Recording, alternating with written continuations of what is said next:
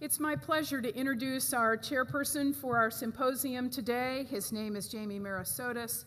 It's a particular pleasure to introduce Jamie because he's actually a Bates graduate. Jamie, Bates graduate of the class of 1986 and current member of the Bates College Board of Trustees, is the president and CEO of Lumina Foundation for Education, the nation's largest private foundation committed solely to enrolling and graduating more students from college. Long a champion of the idea that higher education enhances both society and individuals, Jamie has worked for decades to increase educational opportunity and access for low-income, minority, and other historically underrepresented populations. At Lumina Foundation, Jamie is continuing that effort by employing a robust, strategic, and outcomes-based approach to pursuing the Foundation's mission of extending access and success. Under his leadership, Lumina has embraced an ambitious and specific goal to ensure that by 2025, 60% of Americans have high-quality 2-year or 4-year degrees in hand, up from the current level of 40%. It is Jamie's aim and that of Lumina's efforts to focus on grant-making, communication, evaluation, policy advocacy, and convening all constituencies who care about that goal, working together as we move forward. Jamie is an expert on a wide range of higher education issues. He is well-versed in domestic and international issues related to higher education access and success, including student financial aid, minority-serving colleges and universities, global higher education policy strategies, learning outcomes, and the economic benefits to all of higher education. He is recognized as a national authority on university and college financing and has published a number of major reports and studies ranging from higher education rankings to technology-based learning.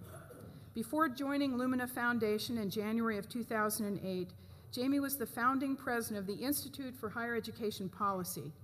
Established in Washington, D.C. in 1993, the Institute is an independent, nonpartisan organization regarded as one of the world's premier higher education research and policy centers. Prior to founding the Institute, Jamie served as the executive director of the National Commission on Responsibilities for Financing Post-Secondary Education. Again, a bipartisan commission appointed by the U.S. President and congressional leaders. He has authored the commission's final report, Making College Affordable Again, and those national recommendations have now been infused across the nation in national policy and national protocols. It is my distinct privilege to introduce Jamie Mirasotis as chair of our symposium today. Jamie.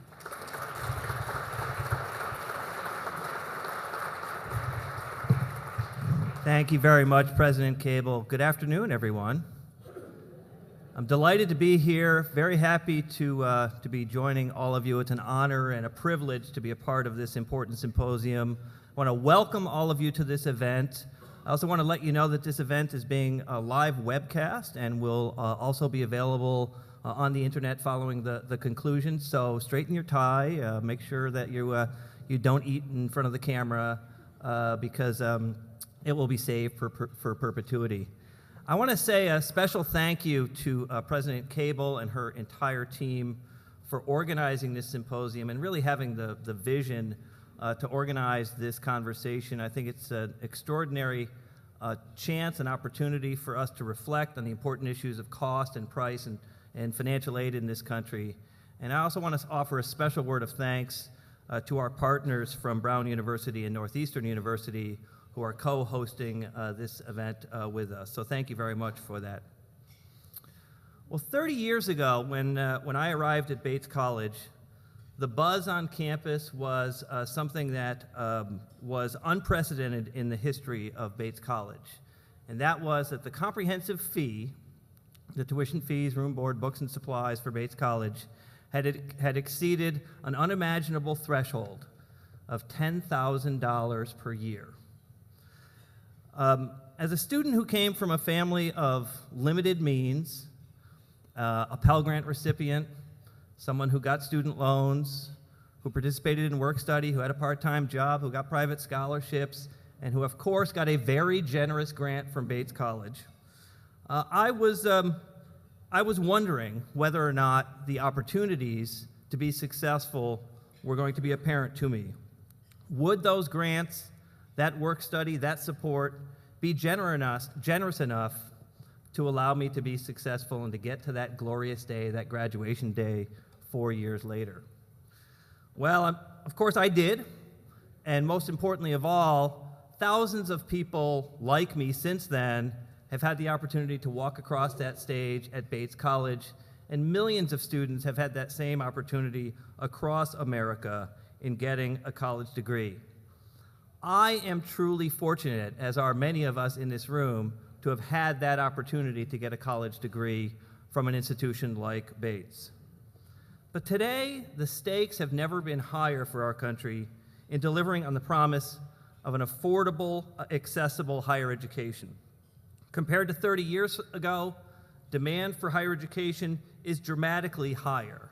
The demand for people with increasing skills, knowledge, and experience, as reflected in degrees, is at the highest point it's ever been. Look just at the workforce projections showing the projections of the percentage of jobs that are going to be created in the coming decade requiring post-secondary education.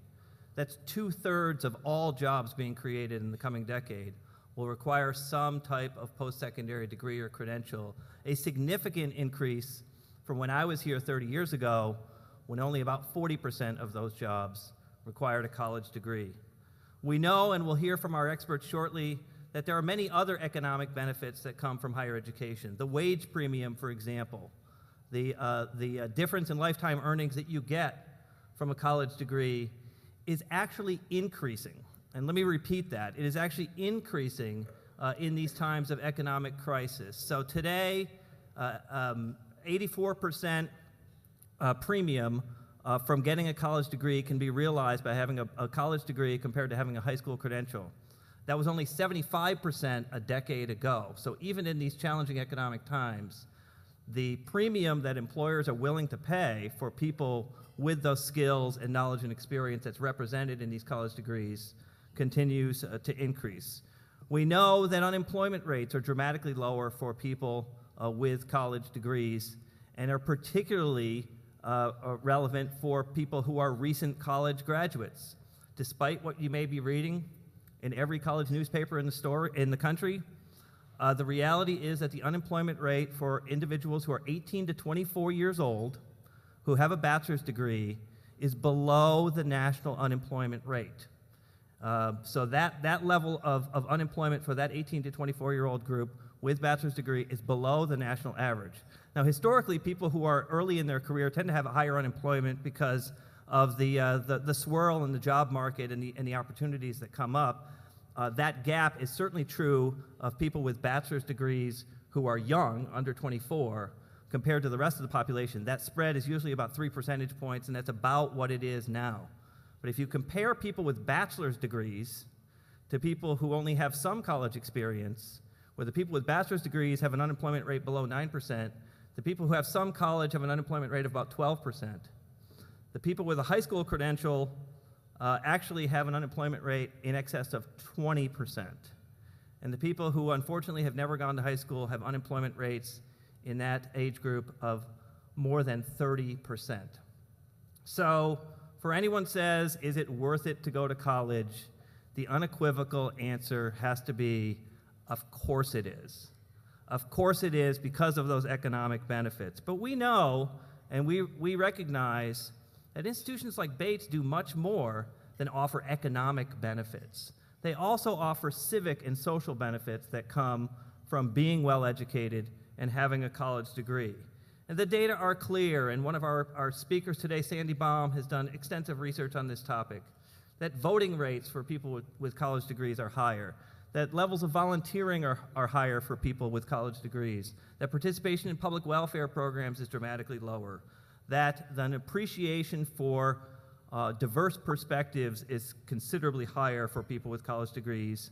These are all things that we desperately need in these complicated times for our country. In short, getting a degree is a prerequisite, not a guarantee, but a prerequisite for entry into the middle class and to enjoy the benefits of a middle-class life in our country.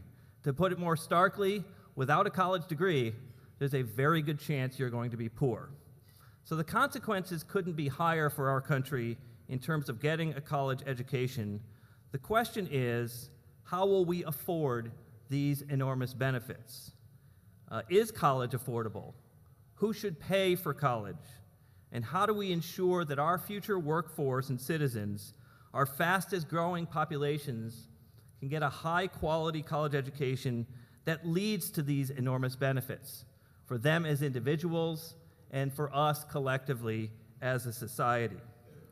Well, to help us answer these questions, we are fortunate to have three of the nation's leading experts, and let me take a moment to introduce them to you. We're going to hear first from the co-authors of this important book, Why Does College Cost So Much? Bob Archibald and David Feldman, respectively both professors at William and Mary in Virginia. Bob Archibald received his bachelor's degree from the University of Arizona and his PhD from Purdue University. After 2 years at the Bureau of Labor Statistics in Washington, D.C., he came to William and Mary in 1976, and at William and Mary he teaches macroeconomics, statistics, as well as behavioral economics. Professor Archibald's research lies in the area of macroeconomics, particularly focusing on the effects of research and development on economic growth and on the effects of irrational behavior on the microeconomic foundations of macroeconomics. Professor Archibald has been working very closely with his colleague, Professor David Feldman, chair of the Department of Economics at William and Mary, where he's taught since the late 1980s. A graduate of Kenyon College, he completed his MA and PhD in economics at Duke University and began his teaching career at one of our peer institutions, one of our partners, Colgate University. The international economy is the focus of much of his teaching, offering courses on international trade, economic integration, and international relations. Later, we will hear from Dr. Sandy Baum, someone who I've had the privilege of knowing in my career for close to 2 decades of my career. Sandy serves as a senior fellow at the George Washington University School of Education and Human Development. She's an independent higher education policy analyst and consultant, and she is Professor Emerita of Economics at Skidmore College. Sandy earned her BA from another nice little liberal arts college, Bryn Mawr, and her PhD in economics from Columbia University. She's written and spoken extensively on issues related to college access, college pricing, student aid policy, student debt, affordability, and other aspects of higher education. So we're going to begin by hearing from Bob and David, and let me make one request of our audience, which is that I think our best opportunity will lie in giving them an opportunity to offer their presentations, to tell us a little bit about the issues that they've been focusing on, and then we're going to have plenty of opportunity for dialogue and interaction with them following their presentations. So without further ado, let me introduce Bob Archibald and David Feldman.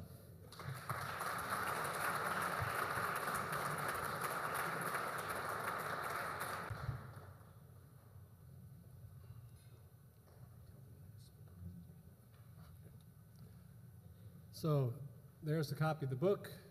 There are other ones back around that can be purchased. When you're looking at higher education, there are 2 basic approaches you can take. You can look through a magnifying glass, look up close at college books, try to figure out what's going on campus, or you can take an aerial view, compare what's going on in colleges to what's going on in the rest of the economy. And most of the books that have been written about higher education take the first approach. For example, the book by Andrew Hacker and Claudia Dreyfus, they describe their methodology like this. They began studying institutions, interviewing higher education leaders, policymakers, and students across the country. So they took the up-close view. They started really delving into what's going on at colleges and universities. So if you take a close-up view, you can find some interesting things. But if you back up a way, the picture gets clearer. And we're going to take a aerial view, a backed-away view of what goes on at colleges and universities. And here's the basic data that we want to talk about. This is the real price of higher education. It's corrected for inflation, so if it slopes up, that means higher education prices are rising more rapidly than prices in general. When it's flat for a little while in the 1970s, that means the price of higher education is going up at the same rate as other prices. So the basic story we want to tell is about a rising period, a flat period, and then rising more rapidly. And so these are the data we want to look at. And the first question we ask is, are there other industries that have a similar time path of prices corrected for inflation? And we found one. Those are the price of dental services. So there's something going on in both of those two industries. There's lots of difference between going to dentists and going to college, but around midterm exams, students aren't sure there's that big a difference, but nevertheless, so we said, well, what is it about dental services and higher education? And we said, aha, we know, we're economists, they're both services. And that's the price of goods, that's the price of services. So, and there's the price index that is both goods and services. So if services generally go up faster than the inflation rate, because the inflation rate is both goods and services, we've got part of our answer. The reason that both the dentists and higher education are upward sloping is because we're talking about services, not goods. So then we talked, then our next approach was to look at R2 and add another service, see what it looked like. And the sort of typical service I talk to my students about is going to a barber, because the goods are where there's some tangible product, something that has some heft, and what does a haircut weigh? Some negative amount, right? You get less hair when you started, so it's a good service. And so there's the barbershops. Surprisingly, perhaps to many people, for the first half of the data, that's the barbershops, dentists, and higher education are moving awfully similarly. And then, importantly, starting in about 1980, they diverge. And so it's not just that we're services, there's something else about the services that we have to tell. It's just not a service story, although that's a part of it. So we looked around and we found a whole bunch of services, and they tend to be services offered by highly educated service providers, physicians, dentists, lawyers, and actuaries and accountants who work for life insurance agencies. Their prices all have the same basic pattern: up, flat for a while, and up more rapidly. Now there's industry-specific variation in there, but the basic story over a long time span, over a 60-year period, is the same thing. And so we think to explain what's going on in higher education, you've got to understand why there are other industries that are having similar price behavior over long time periods. So there are four things we want to explain. Why does it generally rise faster? Why is it accelerated after 1980? An awful lot of people who write about higher education start the story then, and they miss a lot of interesting things. What about the flat portion during the 1970s?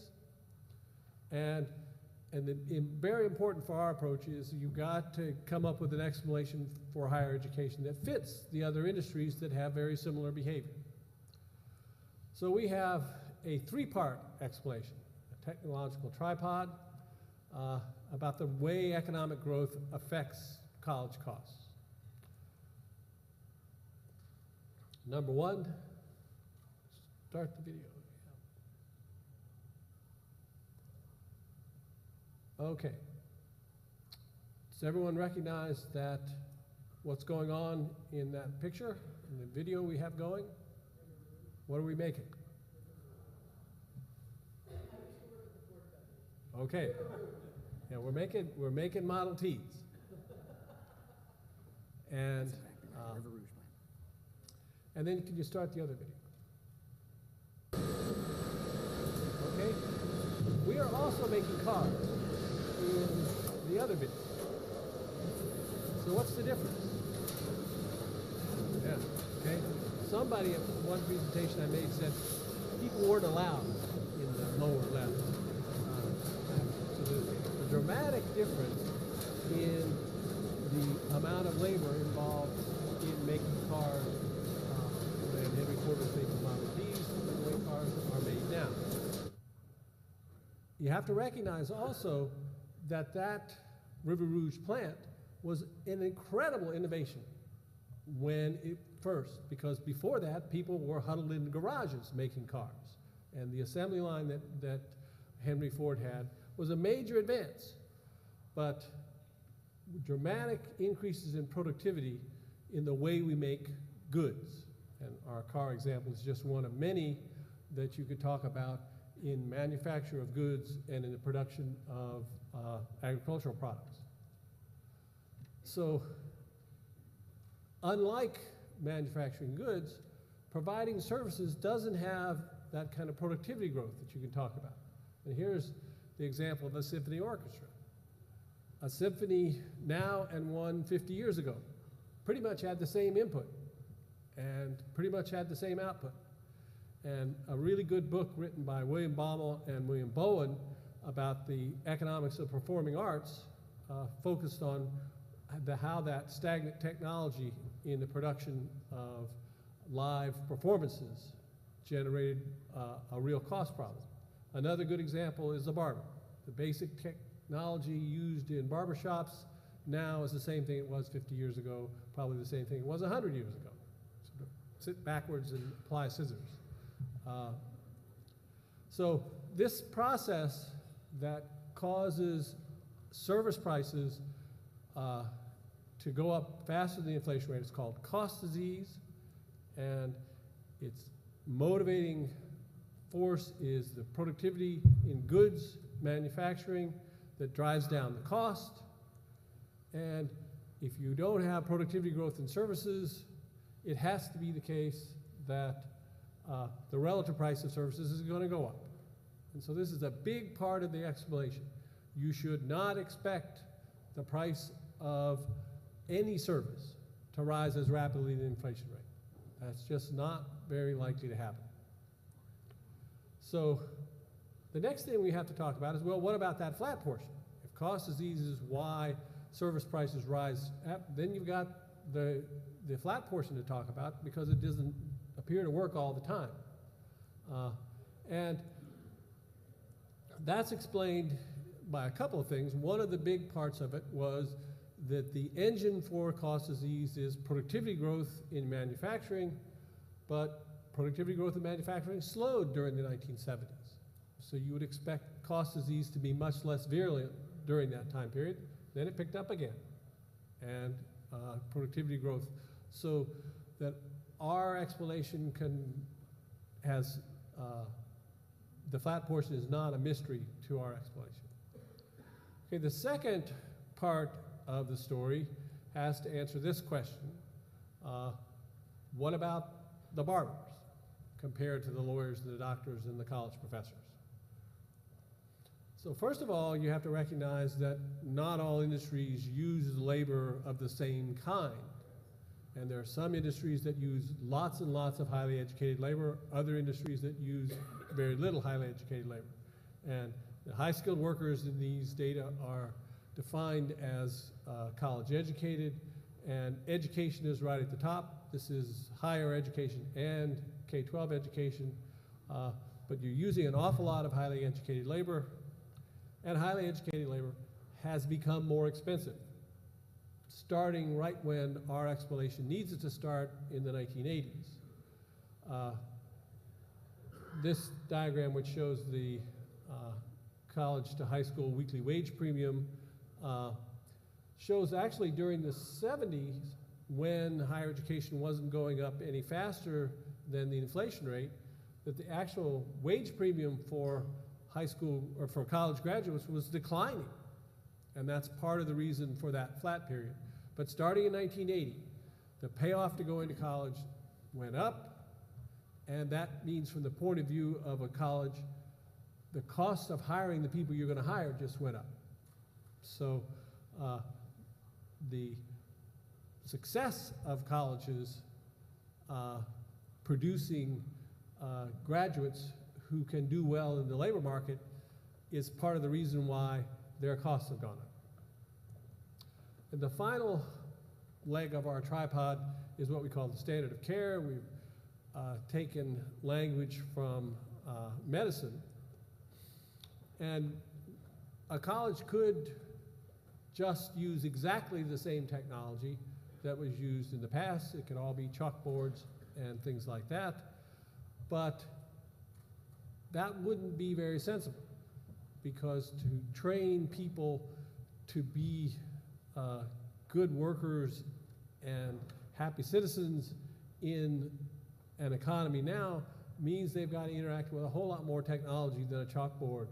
And this makes colleges and universities rather different than lots of other industries. Most industries, when they talk about should we use new technology, the question is, will it reduce our costs?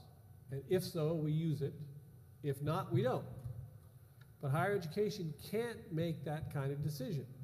This picture is a picture of the laser lab on the third floor of the physics building at the College of William & Mary. It was rather expensive to put together, and it raised costs at William & Mary, but it allowed us to teach students how to do experiments on lasers.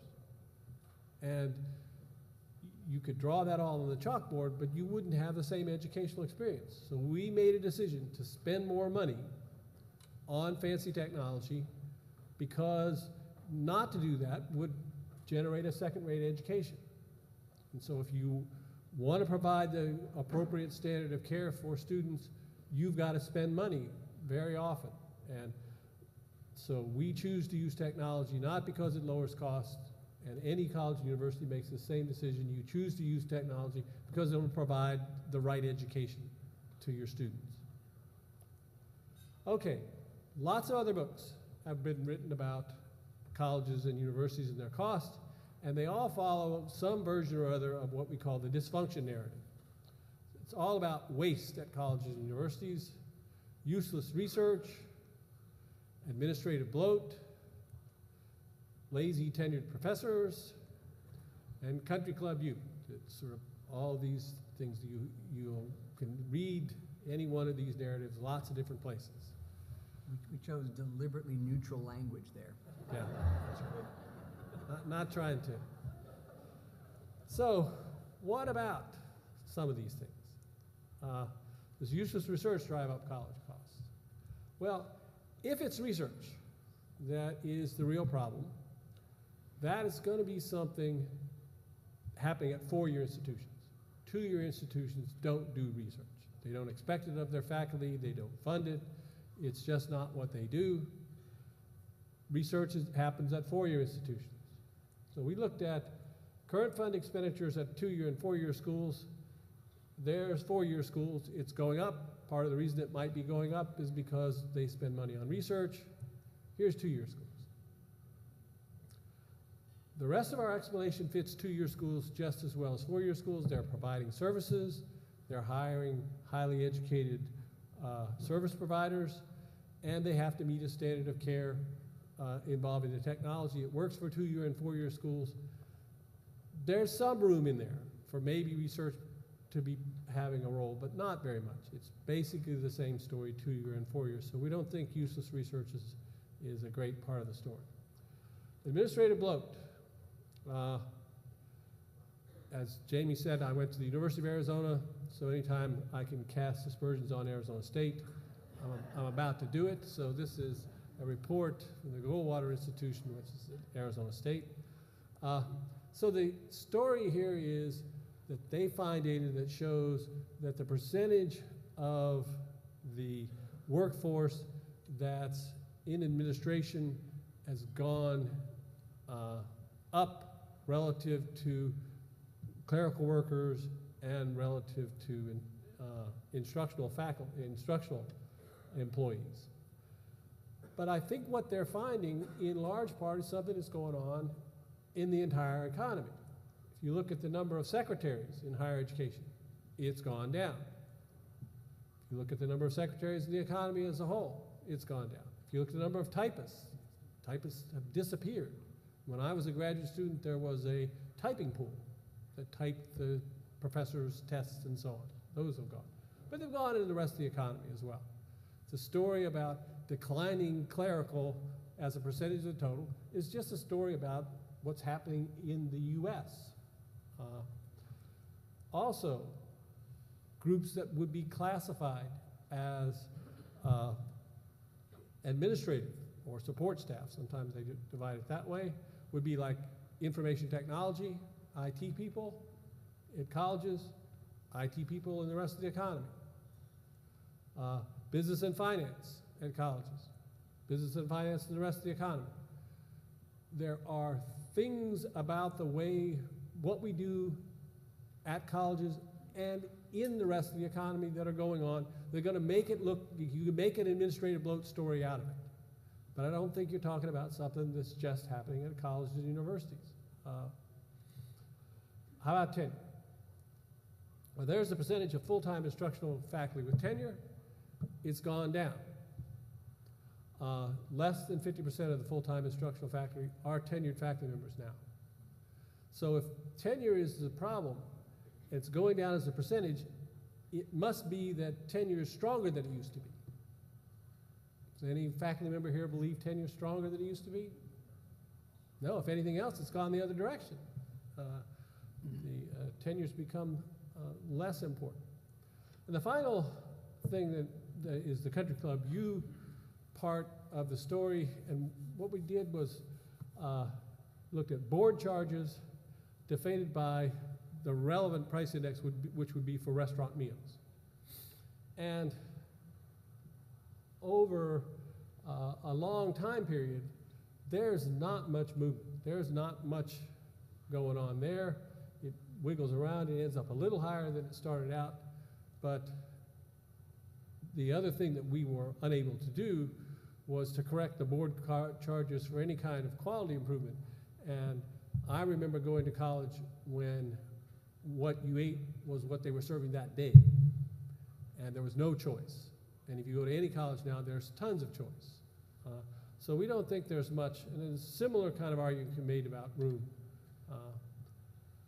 So the final thing about keeping the context and thinking about these dysfunction narratives is, if you remember our basic graph, up, flat, and up, what about the dysfunction narrative stories and the flat portion?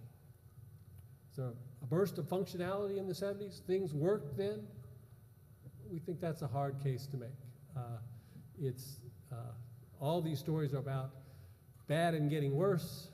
And the final thing to say about this is, while we don't think the dysfunctional narrative, the functionality narrative does a very good job of explaining the data, we're not arguing that colleges are efficient, right? We're just arguing they are more inefficient than they used to be. They've probably always been inefficient, and we don't see any real evidence that they're getting worse. Okay, so it's David's turn.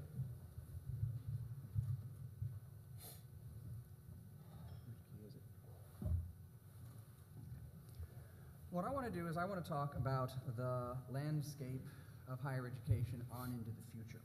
And is the landscape shifting in ways that are likely to have a dramatic impact on what higher education does, how it's financed, and how we create access for students? So some of you have probably heard reference to the great higher education bubble of 2012. One of the things that Bob and I like to say about ourselves is we are the anti-catastrophists. We don't tend to think that higher education is coming to a cliff and we're about to fall off of it. So let's start by dealing with a question that Jamie dealt with in his remarks. Does higher education remain a worthwhile investment? We can think about this a number of ways. First of all, this is the picture that we had before. This is the wage gap between someone with a university degree and someone with a high school degree. And we can see that the wage gap has increased steadily since around 1980. So as a statistical bet, if you don't have any priors about yourself, just as a statistical bet, getting a higher education has a rather substantial economic payoff. The numbers have actually gone up from about 45% to almost 100% in the last 35 years. Let me address the question a little bit differently. Many people are asking, is a college degree a guarantee of financial success? And the answer is no, it is not a guarantee of financial success. For it to be a guarantee of financial success, you'd have to have two distributions of income that look sort of like that. The right one being the distribution of wages earned by people with a college degree, and the left one being the distribution of wages earned by people with a high school degree, and there's almost no overlap in those distributions. Somebody who's in the left tail of the college distribution would be earning more than somebody in the right tail of the high school distribution. That's not reality. It is the case that acquiring a college degree is not a guarantee of financial success. But that's not the relevant question. This is reality. There's a substantial overlap in the distribution of earnings for someone with a college degree and someone without a college degree. That shaded area there would be the fraction of the college-educated pool that actually winds up earning less than the median earnings of a high school-educated worker. How has that changed over time? How has the fraction of the college-educated population earning less than the middle of the high school distribution, how has that evolved over time? Well, we went to federal data at the individual level and calculated it. We could get all the information on what people's earnings were in the age range 25 to 40, and we could actually calculate the fraction of the college-educated population that earns, for whatever reason, they didn't make much of their college training. They're unlucky. They're choosing to work at a low-paid job. So we don't know why they're earning less, but what's happened to the fraction that are earning less? Well, this is what's happened to the fraction that are earning less. What you see is that in the 1960s up to the middle 1970s, that fraction was growing. I'm a high school graduate from I'm trying to remember, 1974. When I was a high school graduate, many guidance counselors looked at college-bound material, students who could succeed in college, and asked them a serious question. Do you really want to go? As a financial investment, you realize you're giving up 4 years of earnings. You realize you're giving up 4 years of seniority. Do you really want to do this? Is it all that important to you? And I said, are you kidding? Of course it is. But then again, I went to a liberal arts college. What would we do to a guidance counselor who offered that advice to their students today? I know what I'd do. I'd fire them. The percentage of people who, as a financial investment, lose because they go to college is an ever-shrinking percentage. Here are the unemployment rates. Jamie referred to them. Here they are in visual form. The top figure, the blue line, that is the unemployment rate for people who do not have a high school degree. The red is with a high school degree. The yellowish green is some college, and the bottom line is people with a high school degree or higher. Now, they all move around, they all change, they follow the similar pattern, but they do not intertwine. Their ranking is always preserved. If you want to reduce the likelihood that you will spend substantial amounts of involuntary time unable to find work, get more education. We can also take the difference. What's the difference between the unemployment rate of somebody with a college degree and somebody with a high school degree? This is the difference. Well, you can see it moves around. Sometimes it goes up, sometimes it goes down, but the difference is never zero. It is always the case that someone with a college degree is less likely to be unemployed than someone with a high school degree. And you can see what's happened in the turbulent years since the financial crisis of 2008. Who has the burden? Who has borne the greatest burden of this economic downturn? It has not been people with a college degree. All right, let's talk a little bit about the jobs of the future. I think this is intuitive to just about everybody. What can be automated will be automated. You saw that is not a new process. That's the transformation of the River Rouge plant from one that employed an awful lot of people to one where the assembly line is people-less. By the way, that doesn't mean that Ford doesn't employ people. Ford employs a lot of people. But what has happened to the proportion of them that are working low-skilled jobs and the proportion that are working cognitive jobs? That has switched. Who makes sure that all of those fancy machines run properly? Now, the targets of this big shift in the labor market are tasks that are routine and repetitive. And you can also see that in the Ford example. Most of the assembly line jobs that have been replaced were jobs that were routine and repetitive. The problem is that although they came for the unskilled first, they are now beginning to find that there are many cognitive tasks that are essentially repetitive. Now, this is something that people who have training as opposed to education. I am trained to write lines of computer code. Well, if your training has allowed you to write lines of computer code, but the rules that you follow to write your code are just that, they're essentially rules, then a machine can write the code just as well as you can. So there is an increasing likelihood that many what were currently considered higher skilled jobs can also be automated because they're routine and repetitive. So what this points to is the importance economically, not to mention the other factors which are social and what leads to a happy life, but there are solid economic reasons for developing a broad education, a sound reasoning base, the understanding of the tools of critical thinking that help create a person who is nimble, who can move from one career to the next very easily, who has a set of skills that are portable between tasks, and what a surprise. I've just made a good economic case for the liberal arts. Now, I want to leave you with a couple of observations and then turn the discussion over to Sandy. The first is what we like to refer to as the Unholy Trinity. I suppose we could refer to it as an iron triangle.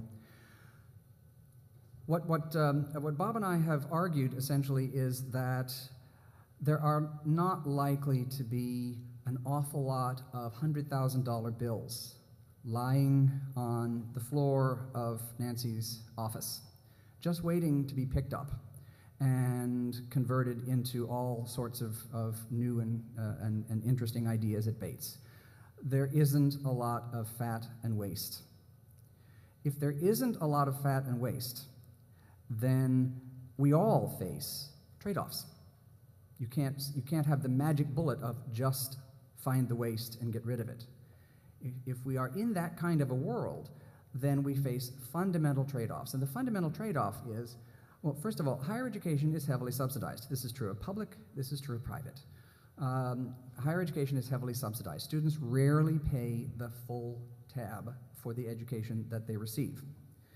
So if you cut the subsidy, either states or the federal government ceases to increase the funding of higher education, or a university's endowment yields a lower rate of return. If the subsidy goes down, something's got to give. The thing that has to give is either the tuition or the quality of the programming. This is the trade-offs that we face. People who believe in the confidence fairy can say, well, just do everything better, and then you alleviate the iron triangle. Now, this is another way of looking at a fundamental constraint that colleges and universities face on top of the Unholy Trinity. This shows us what's going on to the distribution of income in the United States. What we have here is real household income. This is the purchasing power of family income. The very bottom, we have the 20th percentile. There are 20% of the population of households earn less than this, 80% earn more. Thing to notice is that it's essentially flat for the past 50 years. On average in the United States, GDP per person has risen by more than a factor of 2. So whatever economic growth has taken place in the United States over the past half century, it has passed the people at the bottom of the income distribution by. That's a fact. The red is at the 40th percentile. You can see that there's some upward drift in real income, but it's very small. By the time we start talking about the 60th percentile, we're talking real money. 80th percentile, substantial increase in the standard of living. 95th percentile, enormous increase in the standard of living. It's gone up 50%. And if you were to see the 98th percentile, you would have seen an even more stunning outcome.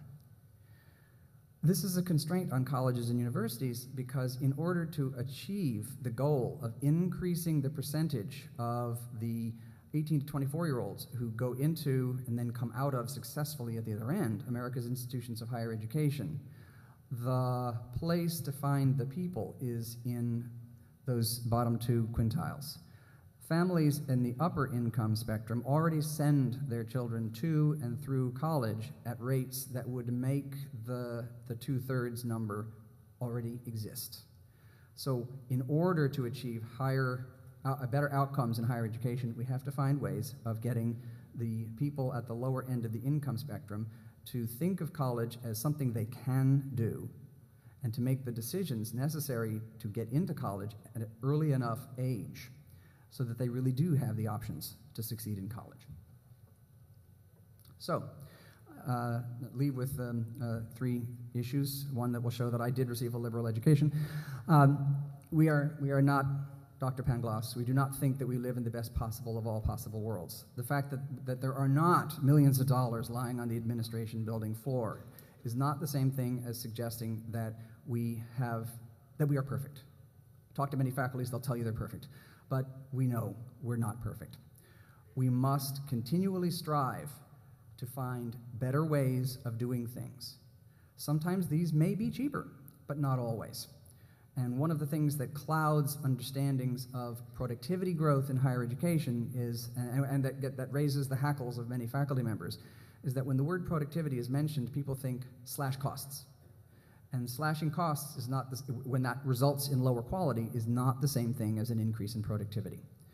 Anything that preserves quality while lowering cost is a productivity gain. Anything that raises quality, even if it doesn't lower cost, is a productivity gain.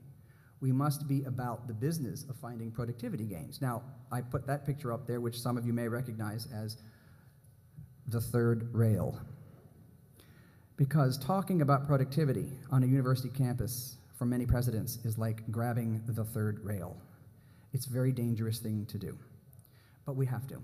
We have to look for ways to do what we do better, to create better outcomes for students, and or to save resources so that those resources can be plowed back into investing in ways to allow the students from families, from underrepresented groups, and from lower income spectrum to succeed in college. And lastly, I believe someone mentioned the rearview mirror. Did you mention the rearview mirror? Okay, there it is. It's the rearview mirror. I put a rearview mirror up here because colleges and universities are increasingly facing, and I would hope we would discuss this in the panel situation, the panel discussion. Colleges and universities are increasingly facing scrutiny and demands that we become more accountable. And one of the dangers that we face is that the accountability movement of K-12, which is essentially dominated by high-stakes, low-level testing is going to be the wave of the future in higher education, that government is going to get into the business of trying to regulate what goes on college campuses in the same manner that they have regulated or attempted to regulate the production of K-12 education. Colleges and universities need to get beyond the old method of arguing to people how good they are, which has been storytelling, toward a much more data-driven analysis of what they do so that they can demonstrate the gains that come from your particular approach. The alternative is the accountability movement is coming. We need to shape the accountability movement rather than be shaped by it. And with that, we will pass the podium and await questions at the panel discussion.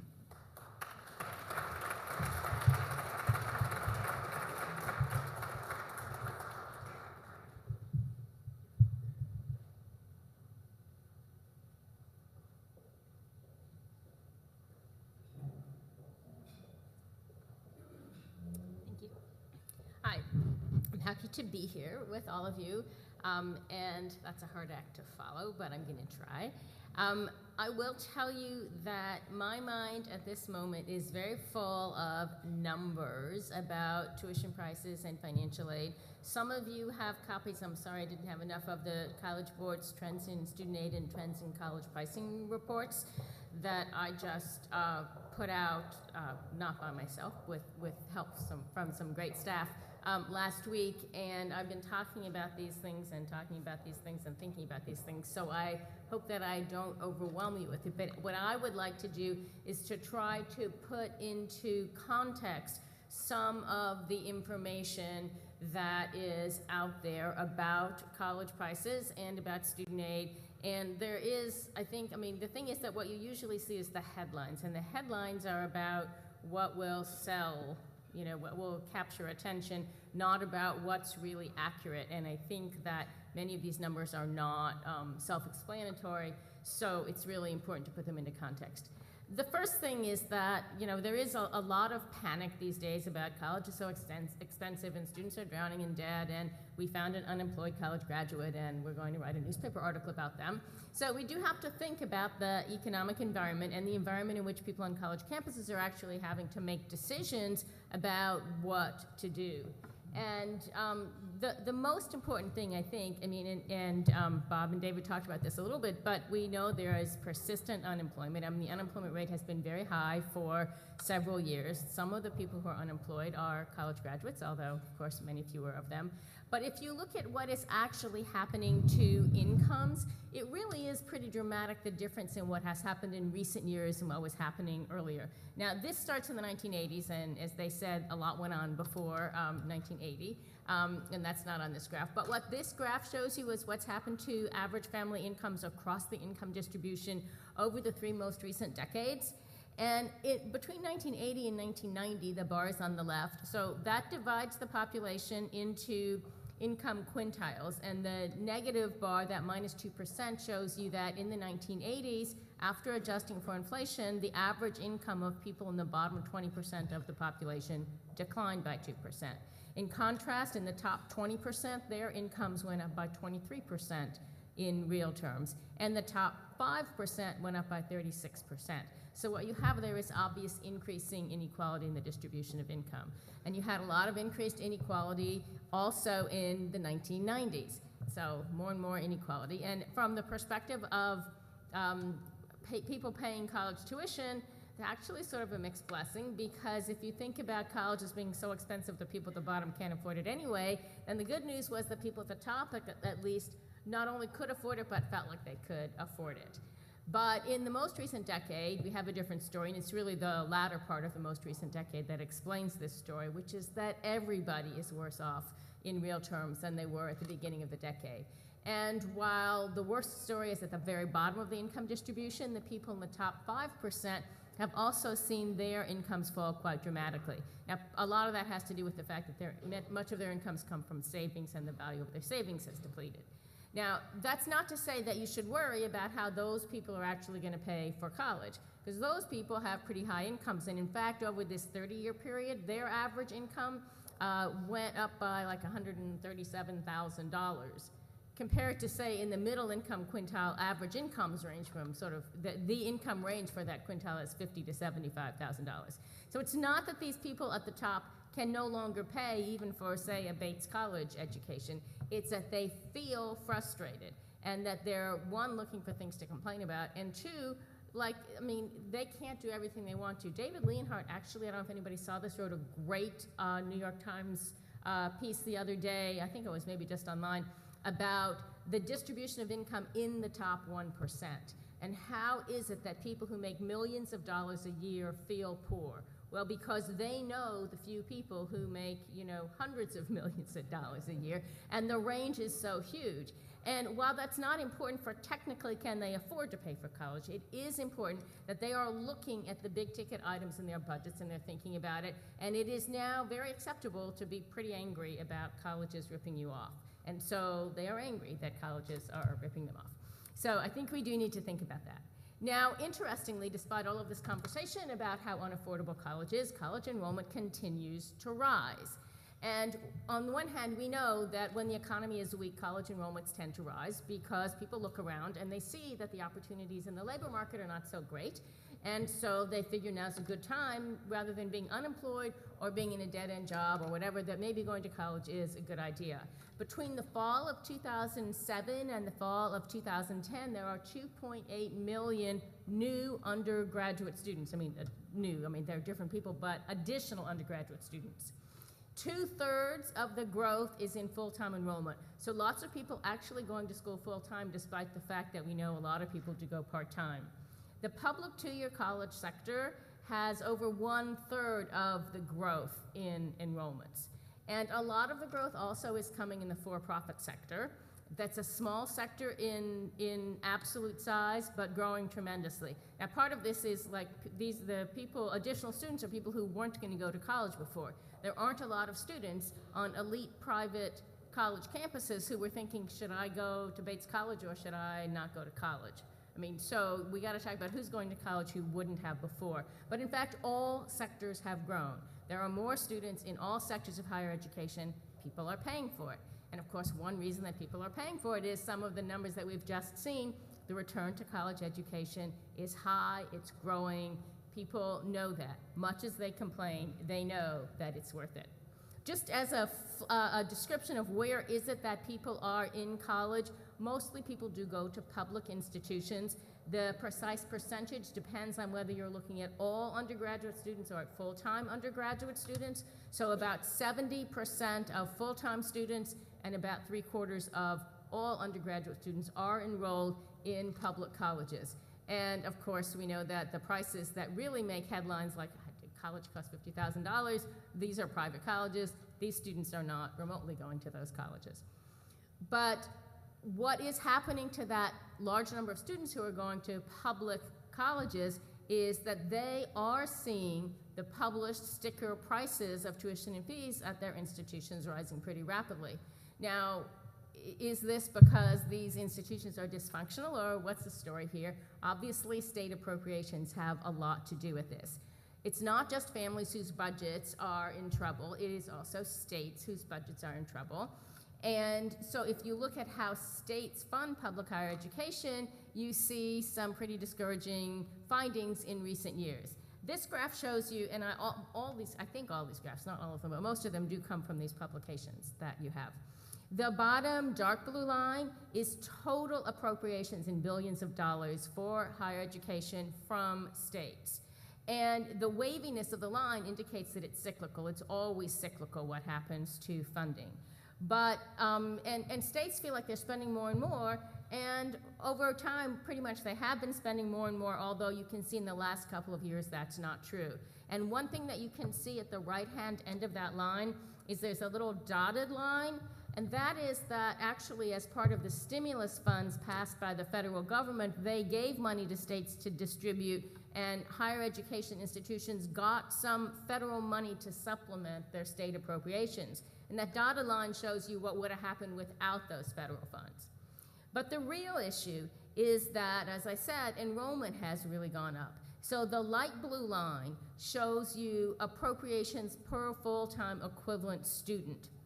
It's a wavy line again, it's cyclical, but if you look at what's gone on at the end of it, it's really pretty dramatic. In 2010-11, after adjusting for inflation, appropriations per full-time equivalent student, that counts a part-time student as a third of a full-time student, they went down by 4%, following a 6% the year before, following a 9% decline the year before that.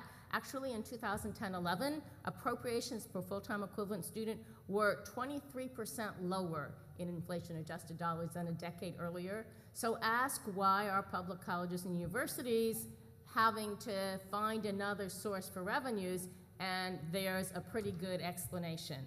Over time, there's a very clear pattern that state appropriations and public college tuition move in opposite directions. And this graph shows you over time the percentage increases in appropriations per full-time equivalent student. That's the blue line with, again, the dotted line showing what would have happened without the federal government. And then the gold line is what happened every year, what was the change in tuition and fees, and these are inflation adjusted, at public four-year colleges. And you can see that when appropriations are declining or growing slowly, tuition and fees tend to rise more rapidly. And so that is obviously one of the explanations for what is happening to tuition and fees. And therefore, we wouldn't be surprised knowing that this is what has happened to state budgets and state appropriations in recent years. Of course, public college prices are going up.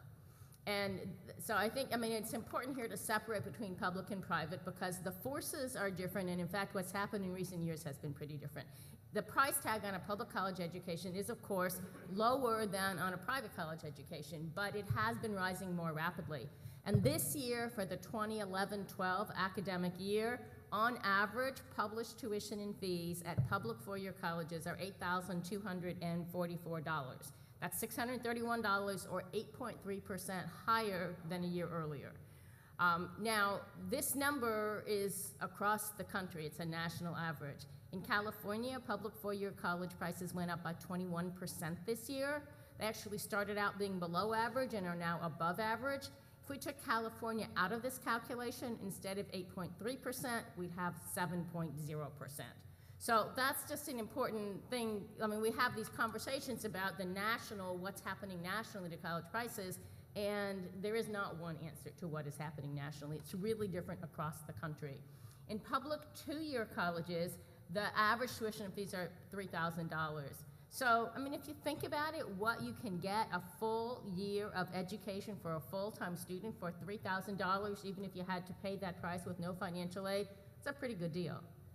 The increase of 8.7%, California went up 37%. Now, California has the cheapest community colleges in the country. It's like $1,100 even after that increase, and they remain the cheapest. So it's not very many extra dollars, but still, instead of 8.7%, we would have had 7.4%. So it's very different patterns across the country. South Carolina and Connecticut increased their public four-year tuition by about 2.5% this year. So really, very different across the country. It's also important, I think it's important to note, most people here aren't that much tuned into the for-profit sector maybe, but average prices in the for-profit sector, and actually I realized this number was the University of Phoenix did not want to come through. And this number, because I sent this slide before, actually we did some average in the University of Phoenix. It's actually between $14,000 and $15,000, we think. But in other words, it's twice as expensive to go to a for-profit institution on average than to a public four-year college. That's really important, thinking about access and low-income students and so on. But so this variation across states is just tremendous. It makes so much difference where you live. This graph shows you average public four-year college tuition and fees across the nation for the current academic year, with the yellow bar being the United States. And I just think it's really important to see that range. In New Hampshire, $13,500.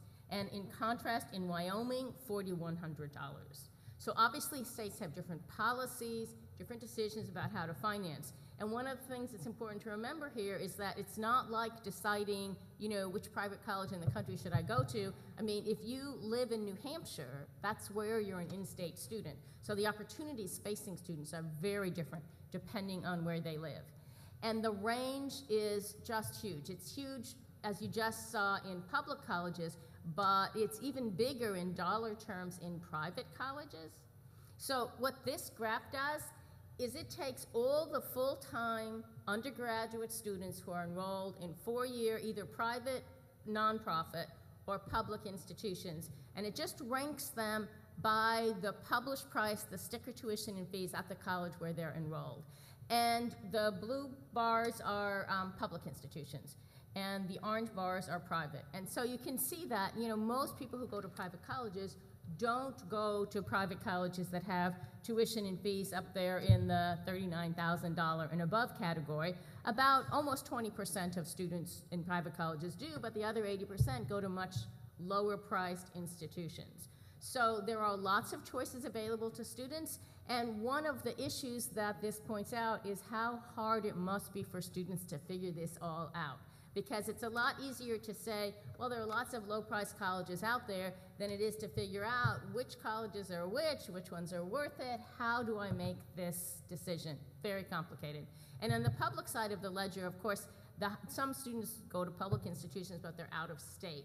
And the small bars at the very top of that public line, those are students who are at out-of-state public institutions, which generally the sticker price is much more than if you're in-state, but lower than is typical for private colleges. So what has been happening to these prices? Now again, you saw before a really long-term picture of what has happened to college prices, but I think that to understand reactions that students and families have to college prices and why everybody's in, you know, sort of so much stress about this, you really do have to look at what has happened in recent years, and particularly what has happened in recent years in public colleges. And this graph looks at public four-year there's tuition and fees on the left, tuition fees, room and board on the right. But just looking at tuition and fees, first, private, nonprofit four-year colleges, public four-year and public two-year colleges. Look at the bars in the middle of the public four-year. What this shows you is the average annual increase in the published tuition and fees in the decade. So the public four-year, that 4.5% says that in the 1980s, on average, tuition and fees went up 4.5% per year beyond inflation. And then in the 1990s, 3.2%, and in the most recent decade, 5.6% per year beyond the rate of inflation. So it's just getting to be worse and worse and worse in the public sector. That's not true for private colleges. In private colleges, although on average the price increase is higher than for goods and services around the economy, and you all now can explain why that is, still it's been getting smaller over the decades. And at public colleges, it hasn't. And that appropriation story that I just told you is clearly part of it. Public two-year colleges did a great job of keeping their prices down for a while. That's not so true anymore. But it's really not surprising that people are wondering what is happening to college prices. And when you look at the percentage of students that are enrolled in the public sector, it seems like it's a real problem. And it is a problem, and it is a sign that states are backing away from really funding colleges and college students in the way that they used to. However, another important piece of that story is that states are not solely responsible for how students pay for college. Students also get assistance from the federal government, from colleges and universities themselves, who give a lot of institutional grant aid, a lot of discounts from their prices. State governments have grants, employers and other private entities provide scholarships. So we really have to put all those pieces together and say, okay, we have these prices that are rising, but that's not what students are paying. About 2/3 of full-time college students get grant aid to help them pay the tuition. And then if you look at the 1/3 that aren't getting grant aid, some of them are getting tax credits and deductions from the federal government. So really, these sticker prices don't tell you whether college is affordable or who has access to college. And so this graph, which I know is a little complicated, but I'll try to explain it a little bit, but it tries to explain what has actually happened on average to the net prices that full-time students pay after taking their grant aid and their tax credits and deductions into consideration. So take the bars on the left that correspond to public two-year colleges. The blue segment is room and board. So let's acknowledge that people have to eat and they have to live, whether they're in college or not. And public two-year colleges, it's not normally dormitories, but there's a number in there for how much they have to pay. And that's pretty much the same in like the two bars. The two last bars are for 2011-12. Room and board, you have to just pay it. But the dark orange bar shows you the sticker tuition and fees, and the light orange segment next to it shows you, after you subtract the grants and the tax benefits, what's left. What's the average net tuition that students are paying? So in public two-year colleges, that little orange bar is always very short, and in fact for 2011-12, it's on the bottom because it's negative $800. So on average, full-time students enrolled in community colleges get enough grant aid to pay their tuition and fees and have $800 left over to help buy their books or pay other expenses that they're facing. If you look at public four-year colleges, of course, they do pay more tuition and fees, but instead of that $8,200 we've been talking about, it's more like $2,500 after you subtract their grant aid and their tax benefits. And it's a little bit higher than it was 5 years ago after adjusting for inflation, but under $200 higher. So even though the sticker price has gone way up, somebody is helping them to pay that sticker price enough that it's not, their net price is not going up very fast. And in fact, the bars on the right, the gap between sticker price and net price for private college students is much larger because, of course, private colleges give more institutional grant aid. And in fact, students on average are paying less than they were 5 years ago after adjusting for inflation. So if this were the headline, you'd have a very different story. The problem is that these, of course, are averages. And some of the most vocal people are the people who are paying the full price, and they are paying that total increase in sticker prices. That is really true. They are paying, their price has gone up, and it's also a question of who's getting that financial aid, right? I mean, it depends on if we made college just cheaper for everybody who makes $1 million a year, make it free for them, the average net price would go down. But it wouldn't actually help access and affordability very much. So if you look at how much student aid people are getting, it's really a lot of money out there. In 2010-11, because we don't actually know for this year, on average, students got, and this is like full-time equivalent, so full-time students or 3 part-time students put together got $6,500 in grant aid. That's a pretty significant amount to help you pay, and that's just grants. It doesn't talk about tax benefits. And they borrowed about $5,000 from the federal government. Students are borrowing, but they're getting a lot of grant aid that's really helping them to pay the price.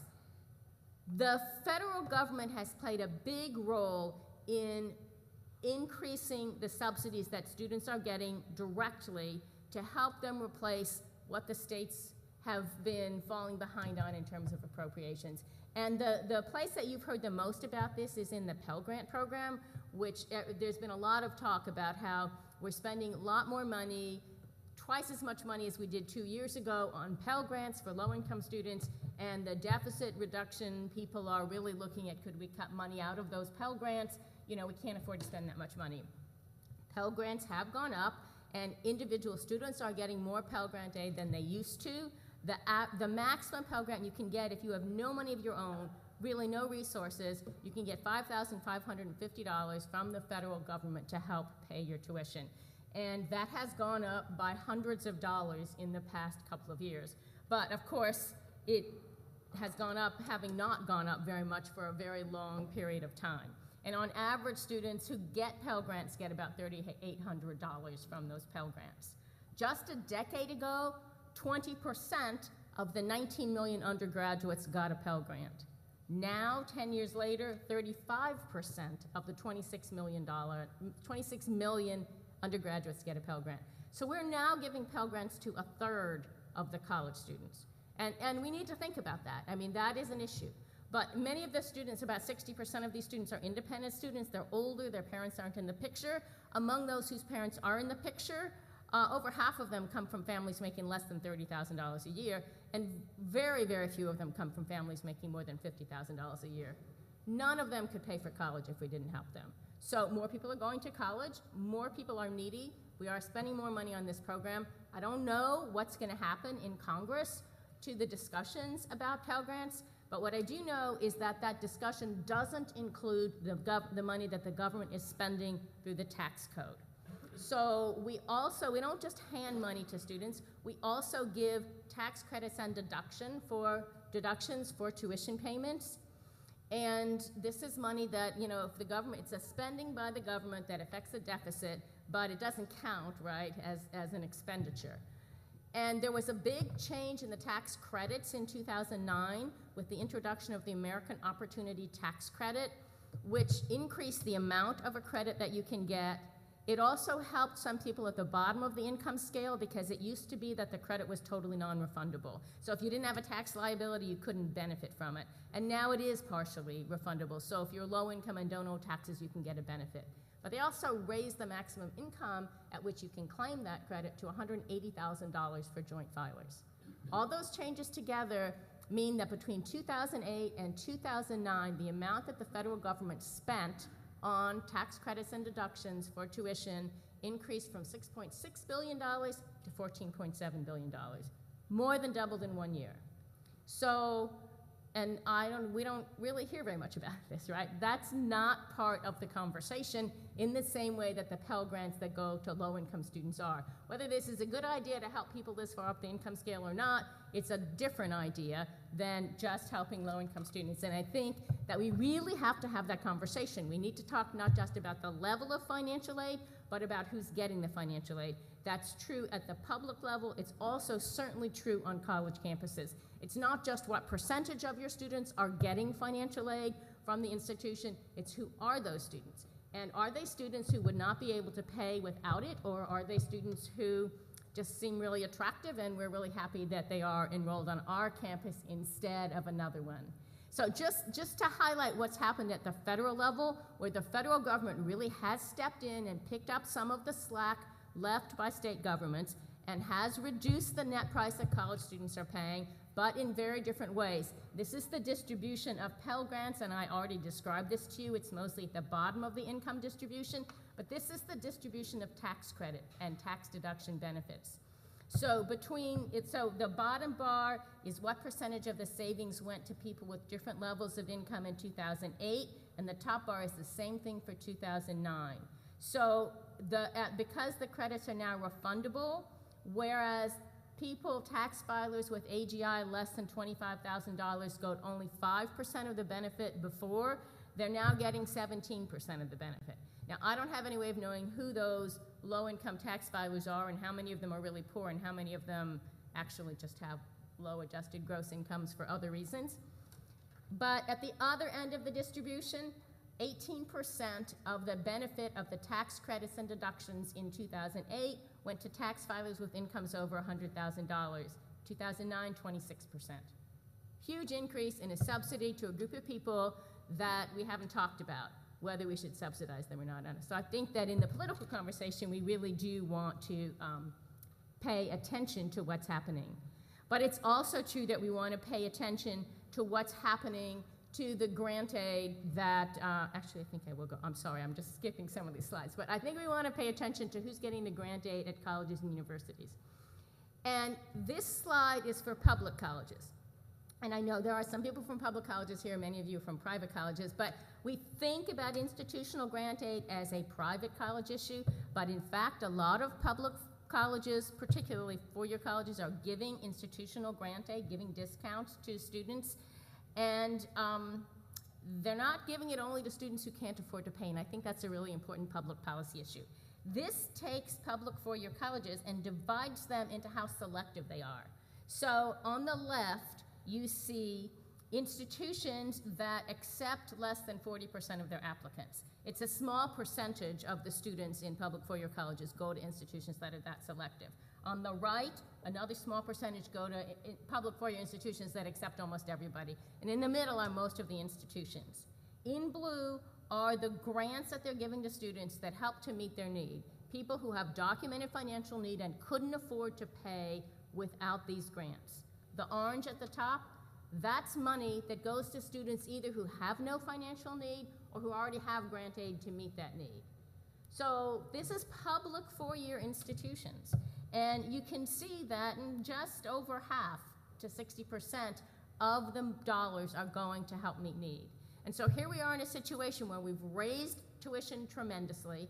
The income distribution is more and more unequal. Lots of people really can't afford this, and we are giving, even as public institutions, a lot of the money to people who could be fine without it. That's something to think about. Yes?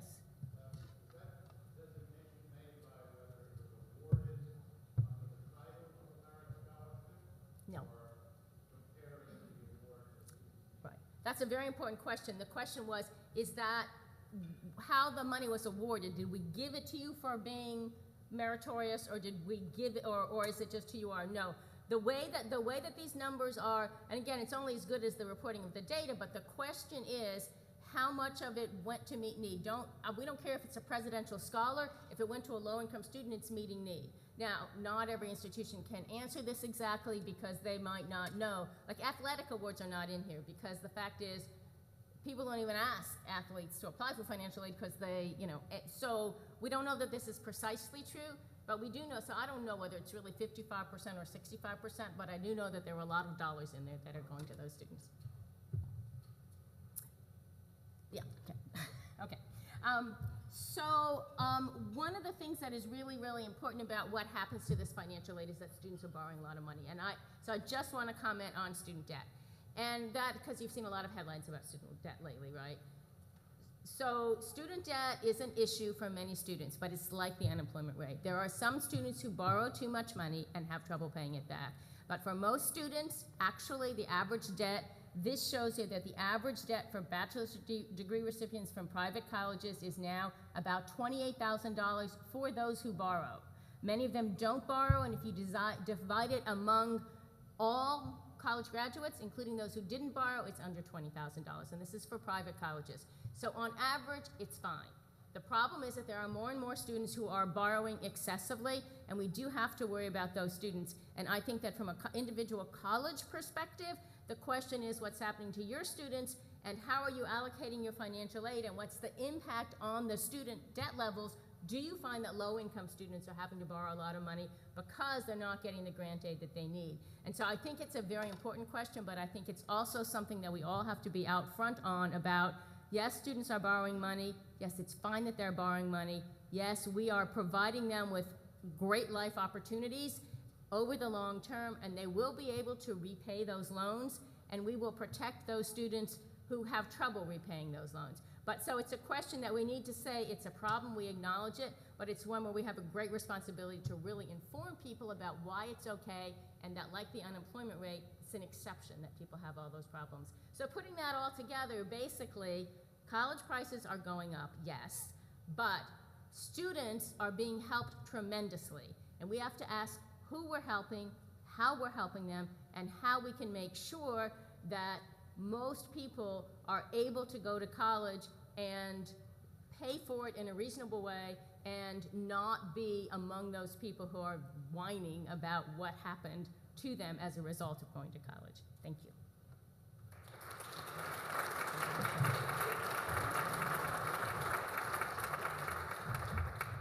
Terrific. Thank you very much, Sandy, and thank you to Bob and David for their excellent presentations. We're going to segue now to your portion of the program, the opportunity for dialogue and conversation with all of you.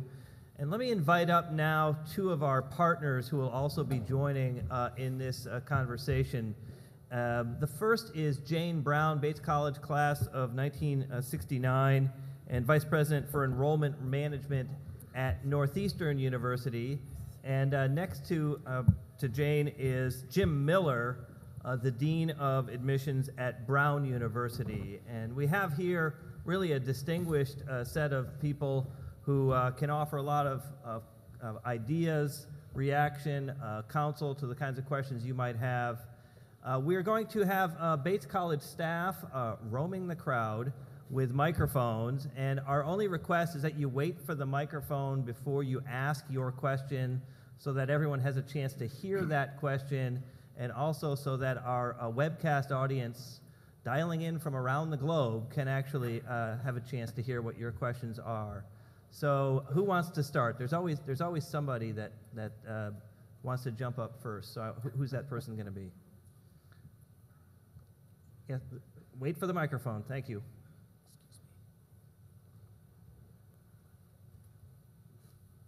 Wes? Yes. My question is for Sandy Baum. Have you looked at the same statistics based on the cost per college? In other words, how much the colleges spend per student? Because it's my sense that those students who are paying the full cost are still getting a discounted rate based on the college cost, which I know vary dramatically across colleges. I'd be interested in hearing your comments. Yeah, most students are still being subsidized. If you look at where the cost of educating students has increased, actually at private research universities, the cost per student has gone up fairly rapidly, but we can't separate graduate and undergraduate students. At public institutions, the cost of educating students has not gone up very rapidly. It is true that there are now a significant number of private colleges, sort of comprehensive universities mostly, that are not subsidizing undergraduate students. So, I mean, I used to make it a general statement, nobody's paying the full cost of their education. That's not true. It is true at some institutions, particularly these comprehensive institutions, that undergraduates are subsidizing graduate students. But by and large, the increase is not, in most institutions, it's not about spending more per student. It's about revenue sources. Anybody else want to add anything to that? Other questions or comments? Let me turn to our, why don't we go to this person here, but before he put the microphone in his hand, but before we go to him, let me ask both Jim and Jane for their reactions to this discussion, and also maybe give us some sense of what the mood is on your campuses as it relates to these issues of price and financial aid. Are you getting these questions about the value of a college degree, and what are you hearing and how are you responding? Yes, we certainly are at Northeastern, and we probably are talking to a lot of the students in the category that Sandy talked about, those, you know, that are perhaps not eligible for a lot of financial aid, but nevertheless are still struggling, and they are concerned about how much it costs. By the way, my first reaction is, I don't know how Sandy Baum keeps all those numbers in her head. It's amazing. Totally impressive, and I've heard Sandy a number of times, and it's really always so valuable. But parents and families are very concerned about this, and we have a lot of conversations about the value. And as Sandy pointed out, it's students that are looking to come to Northeastern are typically not trying to make the choice between going to college and Northeastern. They're trying to make the choice between Northeastern and some other institution. And so we do a lot of work around trying to help families understand the value, help them understand how to apply for financial aid. I mean, it's tremendously complicated, I think. That's one of the issues. I think there's a lot of misperception about how much aid there is. There's a lot of times families will feel that they need to go to a public because they won't be able to afford a private. That isn't always true, given the funding that we have available.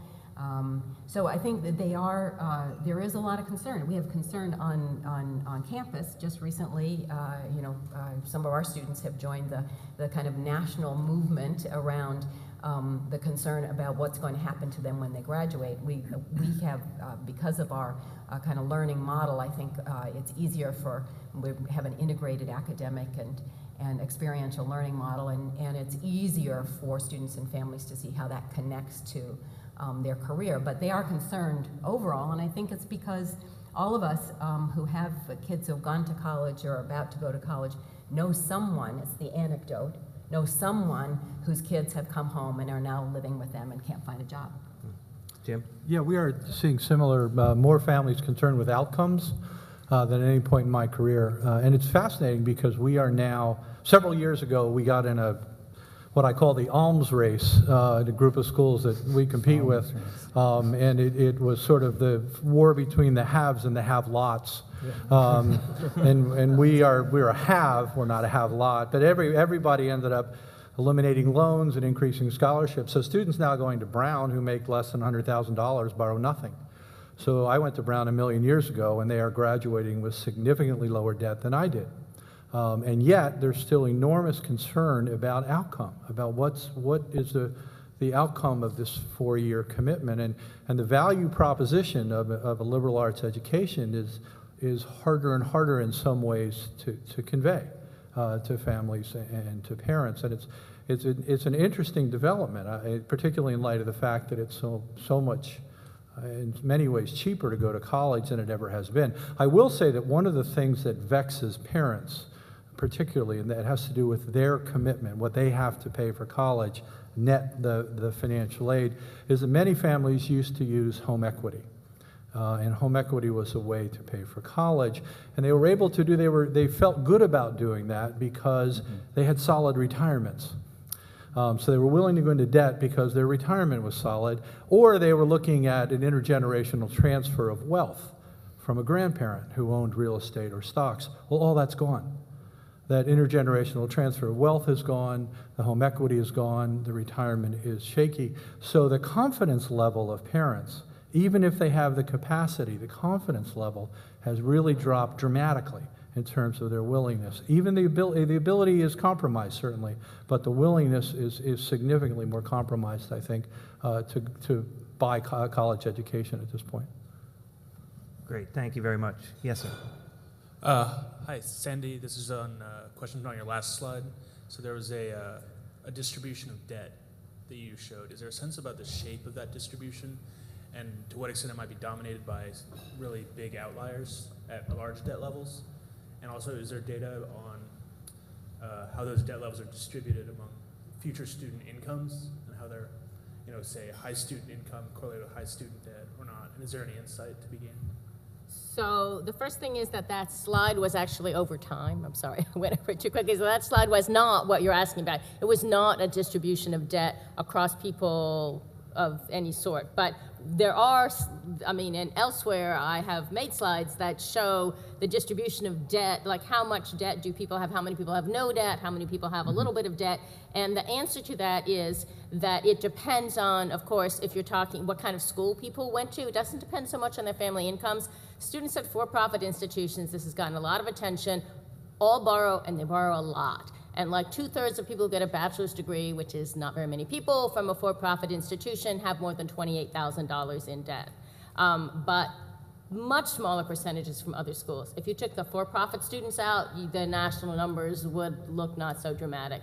So you really have to look at subsets. And the answer is there are some students who borrow much too much, but not most students. And their characteristics tend to be, they went either to a for-profit school or a private nonprofit school that doesn't have any money, and they maybe didn't finish, and they are struggling, and they took private loans. They didn't just take federal loans. So basically, federal loan students, you can find the data. The College Board's website has a lot of data about this, but it's absolutely right to ask that question and think about who has a lot of debt, how many people have a lot of debt, and focus there instead of on everybody. Great, thank you very much. Scott. This question is for any or all the panelists who care to weigh in. Given your lenses into these particular issues, do you see regional differences around the country? And as a follow-up, do you see, or could you talk about impact on international enrollments?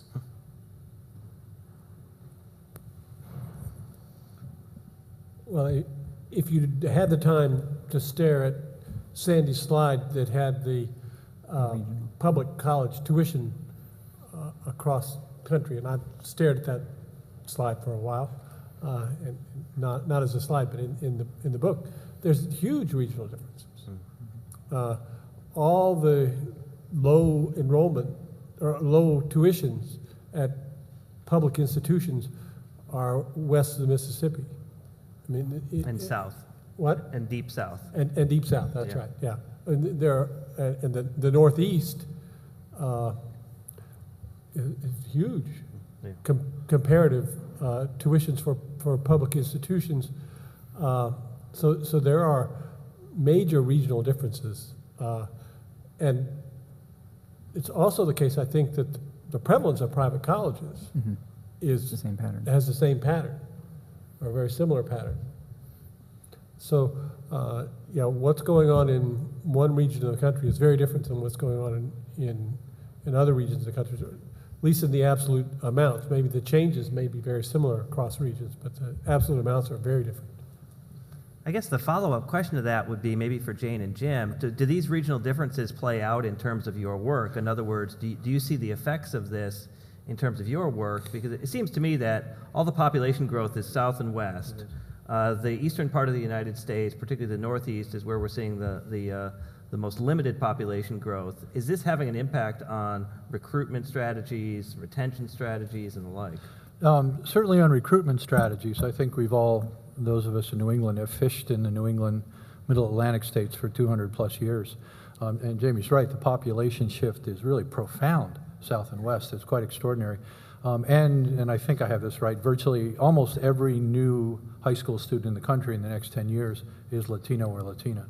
The explosion of that population is quite remarkable. So there are cultural and regional issues in terms of recruiting, and again, the value proposition of a liberal arts education. Scott, you talked a little bit about international recruitment or the international piece, and one of the things that will, for lack of a better term, prop up a lot of American private colleges in the next 10 years is the international pool. What we're seeing across the world is this explosion of middle and upper middle income families in places where we never saw them.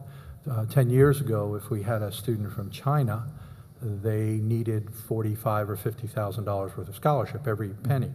And if you go to places in China now, Shanghai or Shenzhen or even Beijing, you see this explosion of upper middle class students for whom an American education is a very, very high priority. And so we're seeing, a quick example, we went from 90 Chinese applicants 6 years ago to 1,000 last year. A significant growth in the international pool. And for a lot of U.S. universities, that pool will represent to some degree their salvation in paying guests, for lack of a better term, for people who can pay the full cost and are very willing and eager to do so. Yeah, another comment on regional variation across the country. One of the things to keep in mind about higher education is that, in a sense, the industry has become progressively more competitive over the past 50 years. If you were to go back, and this applies both at private and at public universities, if you were to go back 50 years ago and ask what's the percentage of the student body that came from, however you define it, to some radius around the location of the school, or within your state plus the neighboring states, however you want to define that, the percentage of most school student body that comes from some definition of local has been declining over time.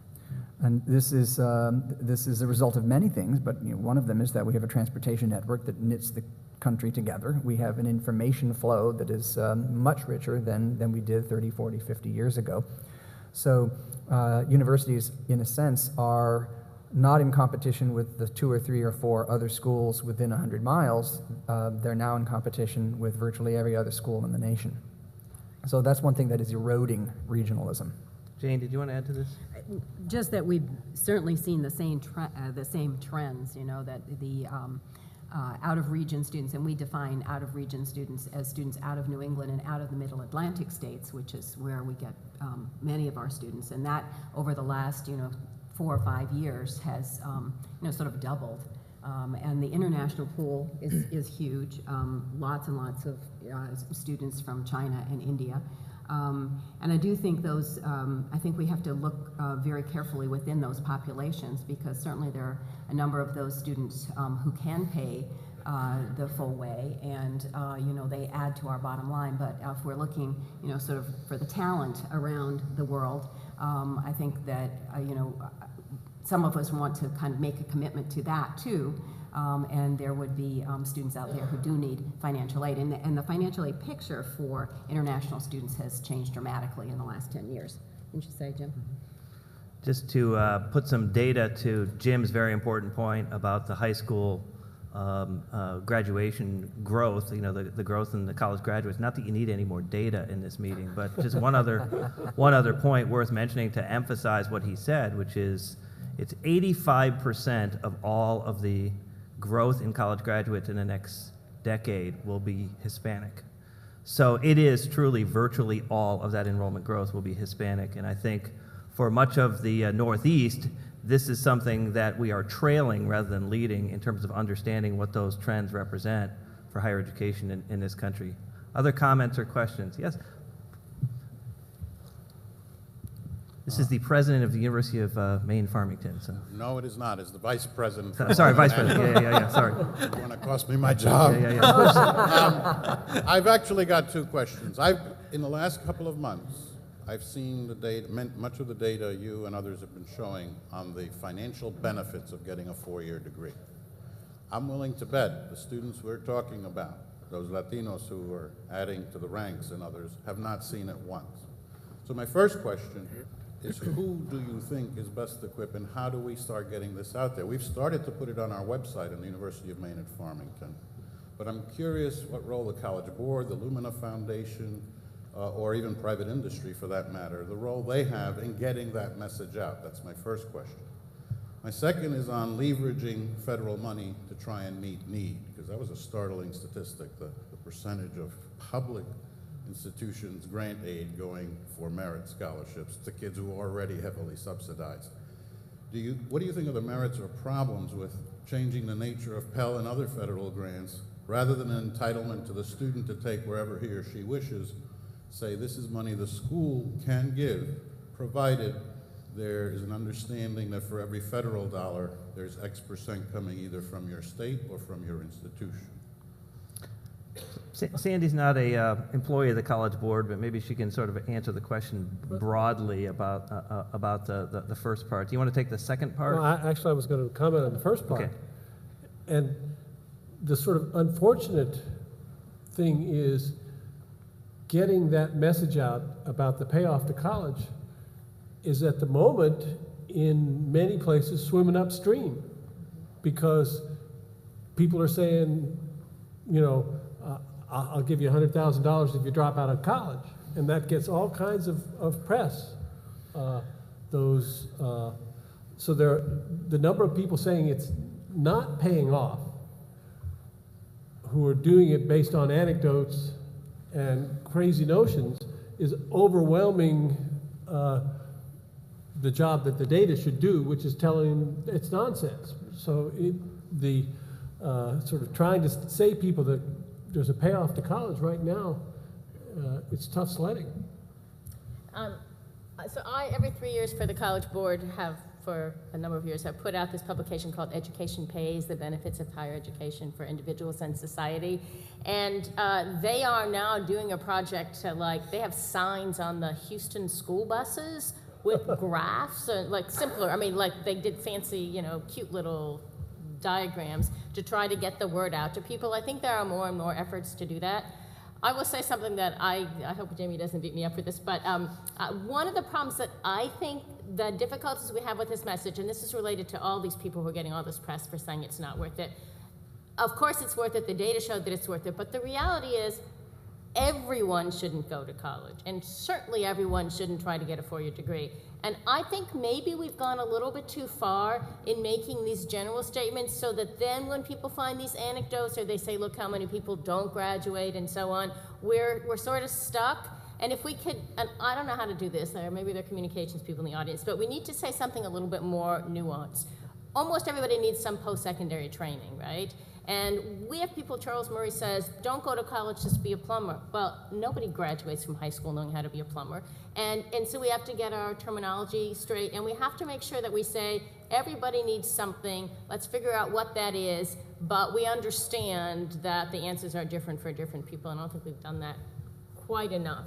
But no, the Luna Foundation is really good at getting the word out there, right? Yeah, I think it's a valid point. I mean, the message, part of the problem we have as a society is that these messages filter to the populations who require the greatest access, who require the greatest increase in opportunity, and they're getting a skewed message. So the message should be, everybody should go to college, but the subtle message is, not everyone should go to Bates College.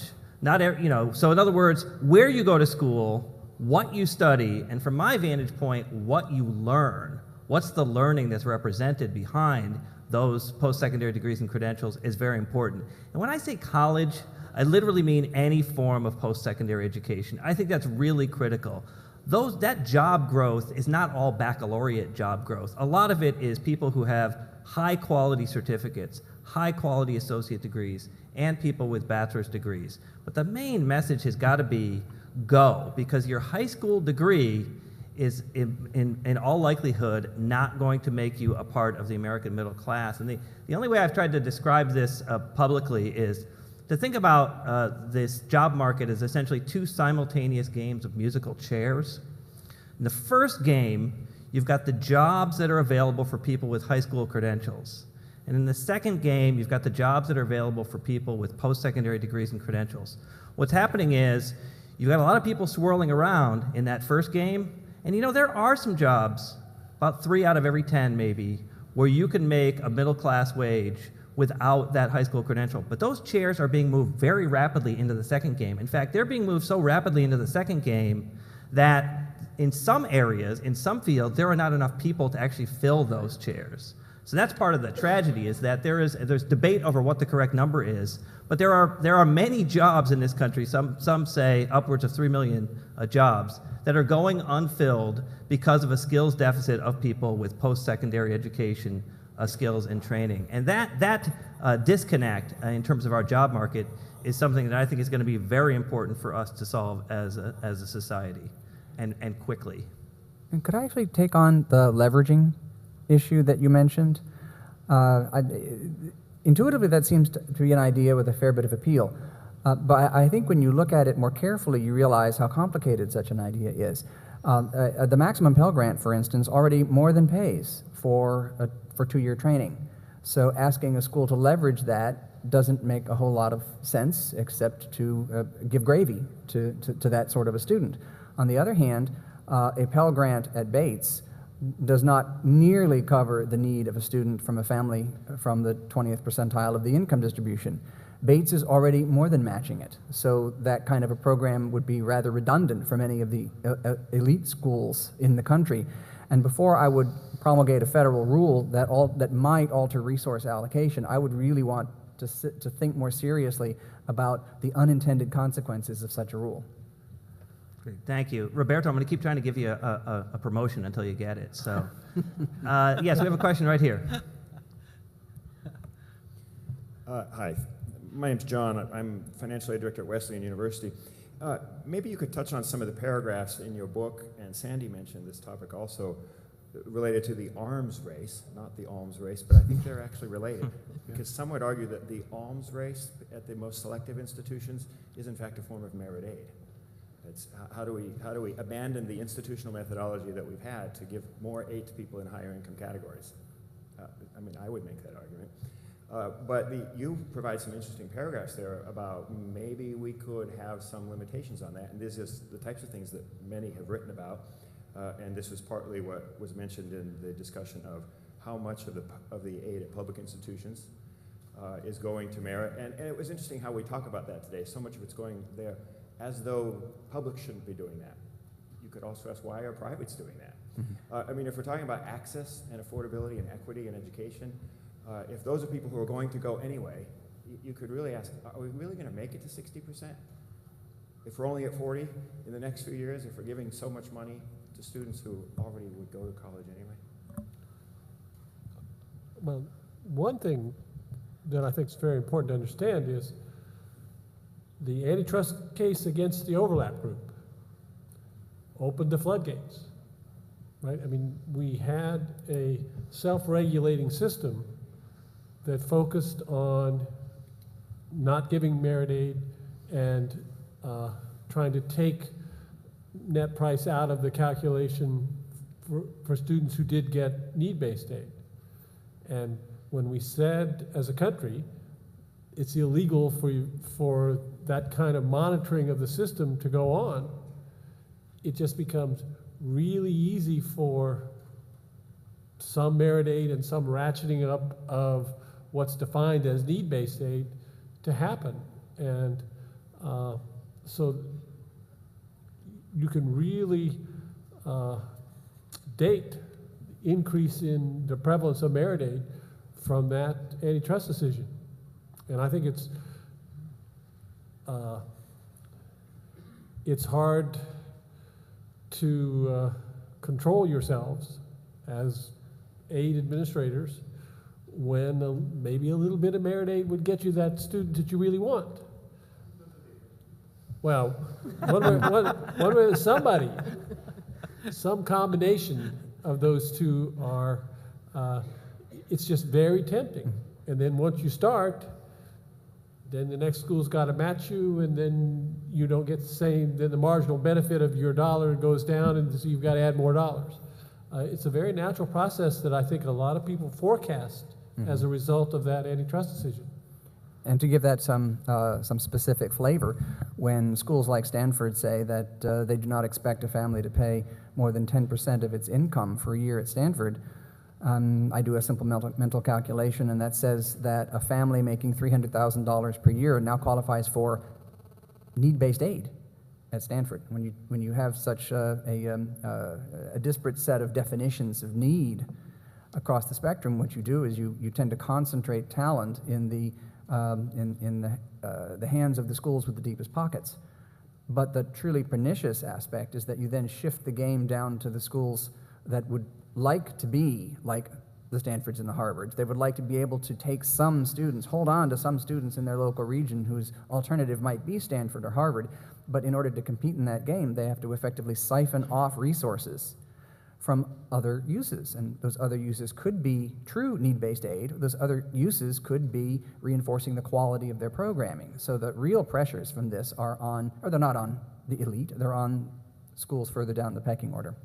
I think a real part of this problem is that we're so into measuring inputs instead of outcomes to measure the quality of institutions, right? Why is it that what the most important thing schools have to do with their money is to buy students who have higher test scores or grades or something?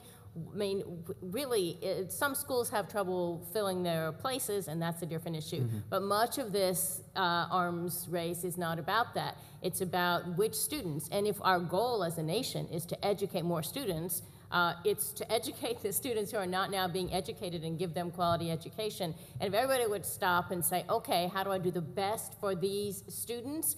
Then we wouldn't be paying them to come to our schools. We would be paying money to do a really good job and adding more value to them. We would be measuring institutions by the value that they actually add.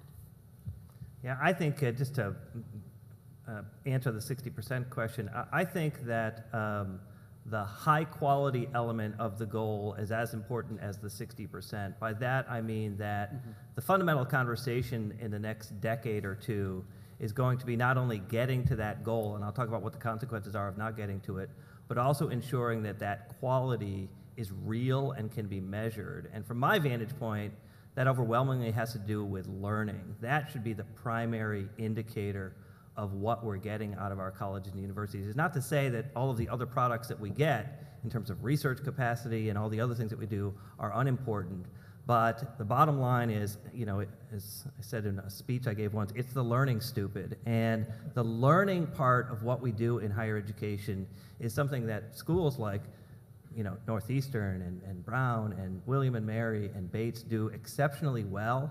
We've got to do a much better job of articulating what that is and also being clear about where the gaps are, because we certainly know that there are some gaps in that. The consequence of not getting to the 60%, we were talking in development conversations in our board meetings here about stretch goals. 60% is not a stretch goal. I want to be very candid with you. 60% is a requirement for our country. The consequences of not getting to 60%, I think, are pretty dire. And I use first the data that I mentioned in my opening comments, which is that's where most of the job growth is. 2/3 of the jobs being created require post-secondary education. So if you just sort of rationalize that and you think, well, what if we don't get to 60%? That means probably one of only a couple of options. The first one is those jobs are going to go elsewhere. Or the second is we've got to change our immigration policies, because that means we're going to have to bring more people in to fill those jobs. Anybody voting on that possibility, betting on that possibility? So I think it's terribly important that we focus on that. And of course, the other element is it's what the rest of the world is doing. The rest of the world organized itself, you know, a decade and a half ago to compete with the United States. Their goal was to get to where we are, and now many countries have exceeded it. So, you know, our attainment rate for 25 to 34-year-olds is now 15th in the world. And that attainment rate is not because we're educating fewer people. It's that they are educating a lot more people. They are educating an increasing percentage of their populations. Our attainment rate is actually below 40% for that population. In Korea, it's 63%. Canada is well above 50. So we have lots of places where they're doing exceptionally well. And that's people with bachelor's degrees, that's people with associate's degrees, that's people with high quality certificate training. It includes all of those things. Could I offer one comment about measuring quality? Universities in the past have been fairly atrocious at figuring out how to, on the one hand, communicate, or on the other, to actually measure the value of what they do.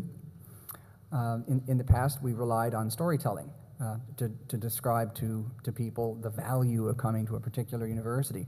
But there's actually evidence that in Virginia, one school thought that they could demonstrate what a good job they were doing by administering a pre-test and a post-test to students. And the pre-test was the SAT, and the post-test was also the SAT. And they discovered that after 4 years at this university, students had lost 200 SAT points. Well, that was a stupid thing to do. But universities simply have to devise a way, maybe department by department, of measuring outcomes. Because the world is ceasing to have much patience for the old-fashioned anecdotal storytelling about what we do. Measuring learning is hard, Yes. but it's doable. I think that we have got to get over this idea that we can't measure it. Other comments and questions? I'm sure you have other things. President Cable, here comes the microphone. When I think about the unholy trinity that you sketched out on your slide, I think there are 3 decision points for many of the faculty administrative leaders here and even our students to understand. We have 3 key decision points about the matters we've discussed. One is setting price, one is setting the level of student financial aid, and one is how we work with donors and set forward priorities. Given all of what all 5 of you, 6 of you, know about these matters, what advice would you give to those of us on a variety of campuses who have those 3 decisions on an annual basis going forward? Jim, you want to start? No. Yes. Actually, it's interesting. We have, as every campus does, endless debates about price setting, tuition setting. And the fascinating thing is it's obviously not done in a vacuum. There are enormous political pressures that have nothing to do with cost of education that influence the cost of education. And if we behaved like a consumer good, we have many, many more people who want to buy us than we have widgets to sell, right? We have many more people who want to buy our widgets. We wouldn't behave this way. We would raise our prices by $50,000 a year and sell all of our widgets and be perfectly fine. But we really are, I think, operating in this very complex environment. I do think the message is important about access, and that to some degree is a function of your annual increases. People look at them and say, "Are you paying attention to, Middle America?" I do think I am a product of a basically blue-collar family. I went to Brown on a big scholarship, so I'm a big fan of the transformative power of education and of financial aid. I think from a donor perspective, it's among the easiest messages to sell is the issue, the concept of access and changing people's lives and the trajectory of generations. I think that's very important. If we had this conversation on campus the other day. I've always been a tuition hawk. I kind of feel that it's the demand at a place like mine is inelastic. We could raise our tuition by $25,000 a year and we would not lose a single applicant. But you can't do it in this political environment. So I think, and I'm going to go on much too long here, but I think in setting priorities or tuition and priorities, you have to be very conscious of the external elements, the external pressures. We're talking about the financial aid race that erupted a couple years ago in this lunatic fringe of colleges. That was very clearly a function of political pressure. It's when everybody's endowments were exploding. Congressmen and senators were saying, congresspeople and senators were saying, what are you doing with these massive endowments? And that was the reaction. It would not have happened without that political pressure. And then, of course, the markets tanked, so everybody was left with these enormous commitments that are much harder to fill. But I do think, all of us operate in these environments that have many, many more pressures and influences than simply what the market will bear. I think one of the possible gains that universities can reap is informational transparency, letting students know, they and their families know roughly what their income and asset situation is, letting people know what the net price will be based on the individual and family-specific characteristics that they bring in. Because one of the things that stands as the greatest barrier to increasing the percentage of the cohort that goes to school and succeeds in school is the fact that the net price of a year in college is essentially unknowable until a student and their family have already walked 90% of the way down the road and is ready to sign on the dotted line with a particular college. Up front, when you're beginning to think about colleges, it's a huge black box, not knowing what it's going to cost. And the dominant piece of information that students and their families have is the list price information and the bad publicity about list price information. So the more real information the students and families can have about the net price before they even begin the process of looking at colleges, the more likely they are to make the decisions early in life that create the possibility of going to college. Could I just add, I think, Jim and I would agree that this trying to be transparent around these issues right from the very beginning is really important, and that anybody in this room that has anything to do with financial aid will know that this weekend was the deadline for all of us to put up on our websites a net price calculator. So that families can go in and get some kind of idea of what the price for them might be. Now, there are lots of caveats because, colleges and universities, they use a variety of different formulas to come up with their ultimate financial aid packages, but it has, forced us all into taking a very close look at how we're treating families in this process, and so it's an incremental step towards helping families, sort of try to understand where they might end up. I think there's some concern that we all have that families will get a number and that'll be a takeaway, and that they will anticipate that that's exactly what their financial aid is going to look like, and it may look like more or less because each family has a very unique and individual set of circumstances that particularly private institutions pay attention to. But nonetheless, I think it is a step in the right direction. Can I just say, I think these decisions are really hard decisions, and one of the problems is that they have to be made under pressure and on a year-to-year basis. And I guess, without having an answer to the questions, the context and the long-term perspective and the balance between, is this an ethical question, is this a bottom line question? And we tend to sort of say it's one or the other, and the fact is that these are not incompatible considerations, and I think especially in hard economic times, people tend to say, well, we can't really afford to do the right thing now, we have to do what we can manage to do. And if you understand that the right thing is not always so obvious, I think these are really hard questions that just deserve a lot of thought. And so, for example, like the no loan policies, okay, so I understand that partially this was how can we help students, partially was political. What's the trade-off there? If you don't make anybody borrow, then are you going to admit fewer low-income students because you suddenly know that it's going to be more expensive?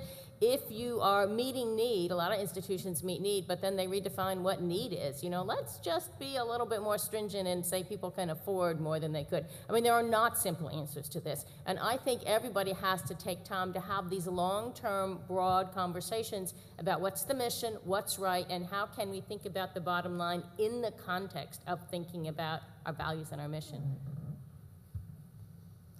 This point that Jane made, I just wanted to emphasize, because this is congressionally mandated, these cost calculators, so this is a sort of legislated issue. And my guess is, I think her description was really well said, which is that it's an incremental step.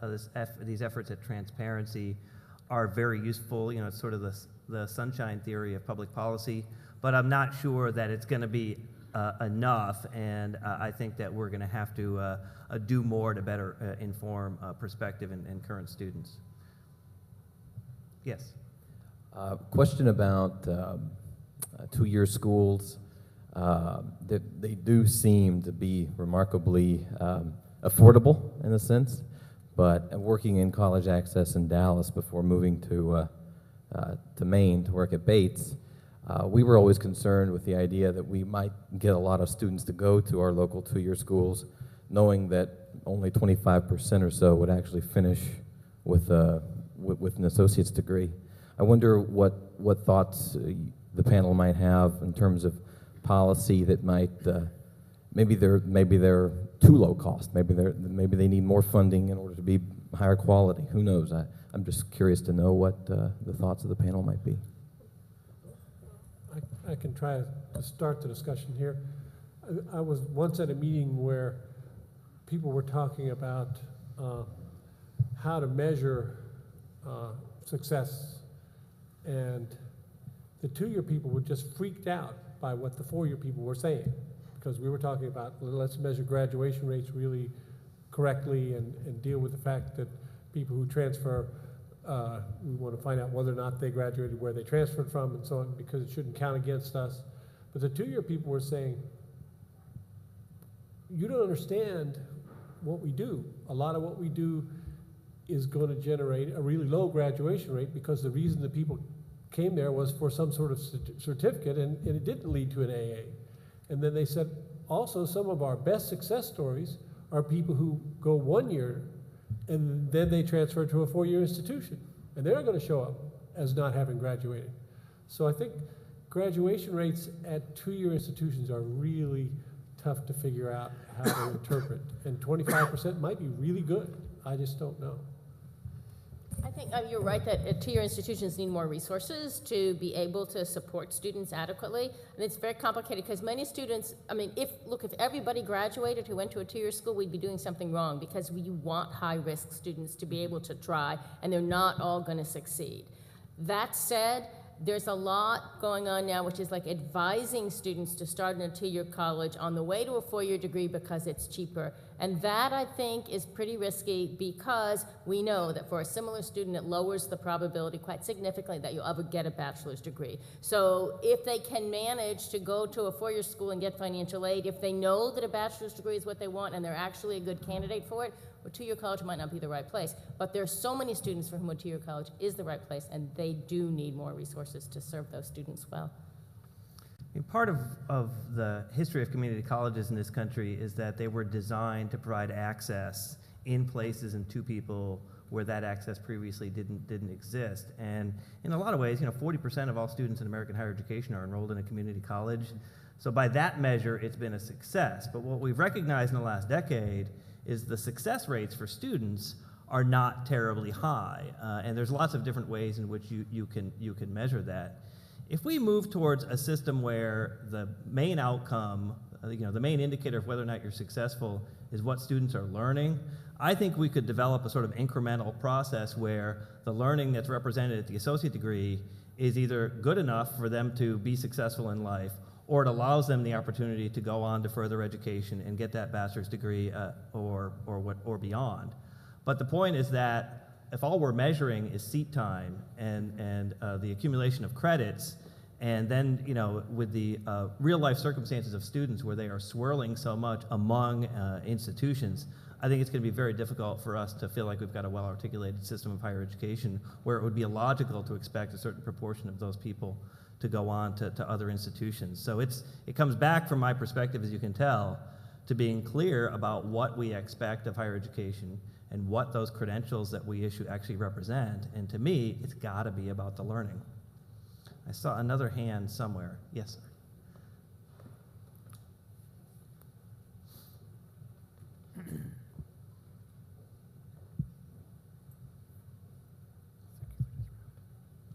David and Bob described a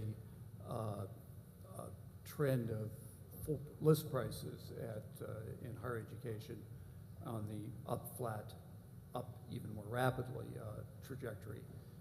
And then you combined, or you also commented on the evolution of incomes in different quintiles in the top 5%. if I put those together, I draw quite a different picture, and it would extend over an even longer period of time for just about all income categories, perhaps with the exception of the very top. Higher education was becoming relatively cheaper for many years up until the 70s. And then as income stopped growing as fast for most income groups, and list prices started growing faster, so you get more of a perhaps down, flat, and then rapidly up.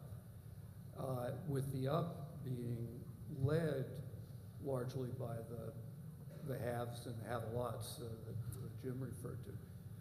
The question that comes out of that for me is really, do you think that the institutions that are in a position to lead that pricing are doing a service or a disservice by sustaining the price escalation that is, if connected with any income group, connected only with the very high income group? Would they be serving the broader interests of the types of educational access that we've talked about today if they showed more self-restraint, or are they serving the broader interest by helping to provide a price umbrella?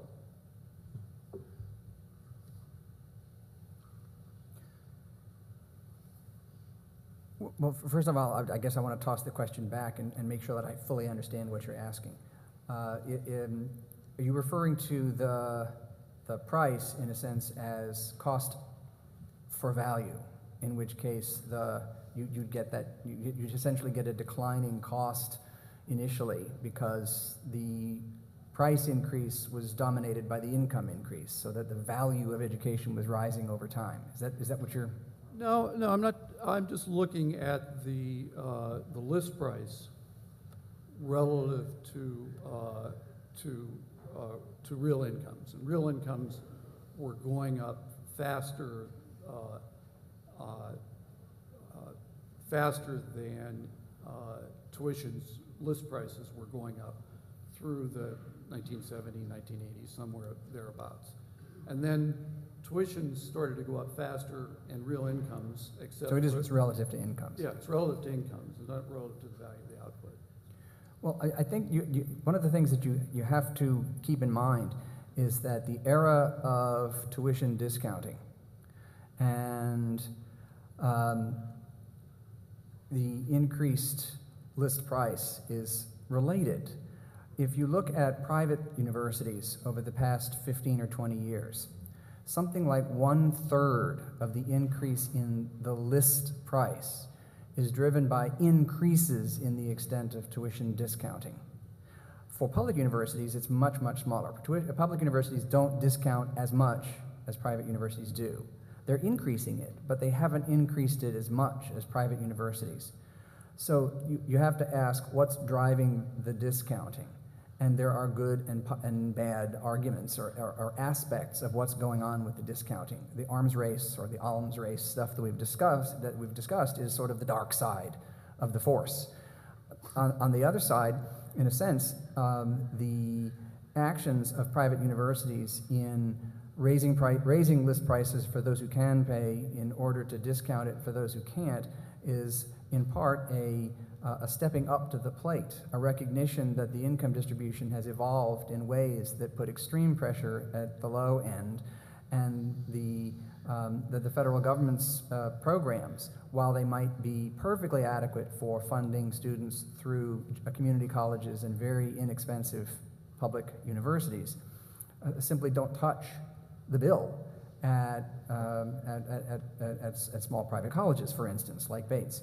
So the good side of the force is that, to a certain extent, the actions of private colleges are essentially trying to ameliorate the aspects of the changes in the income distribution over the past 30 years. So there's a good and there's a bad aspect to that particular force that's driving the upward movement in the list price. Other comments or questions, observations? Georgia.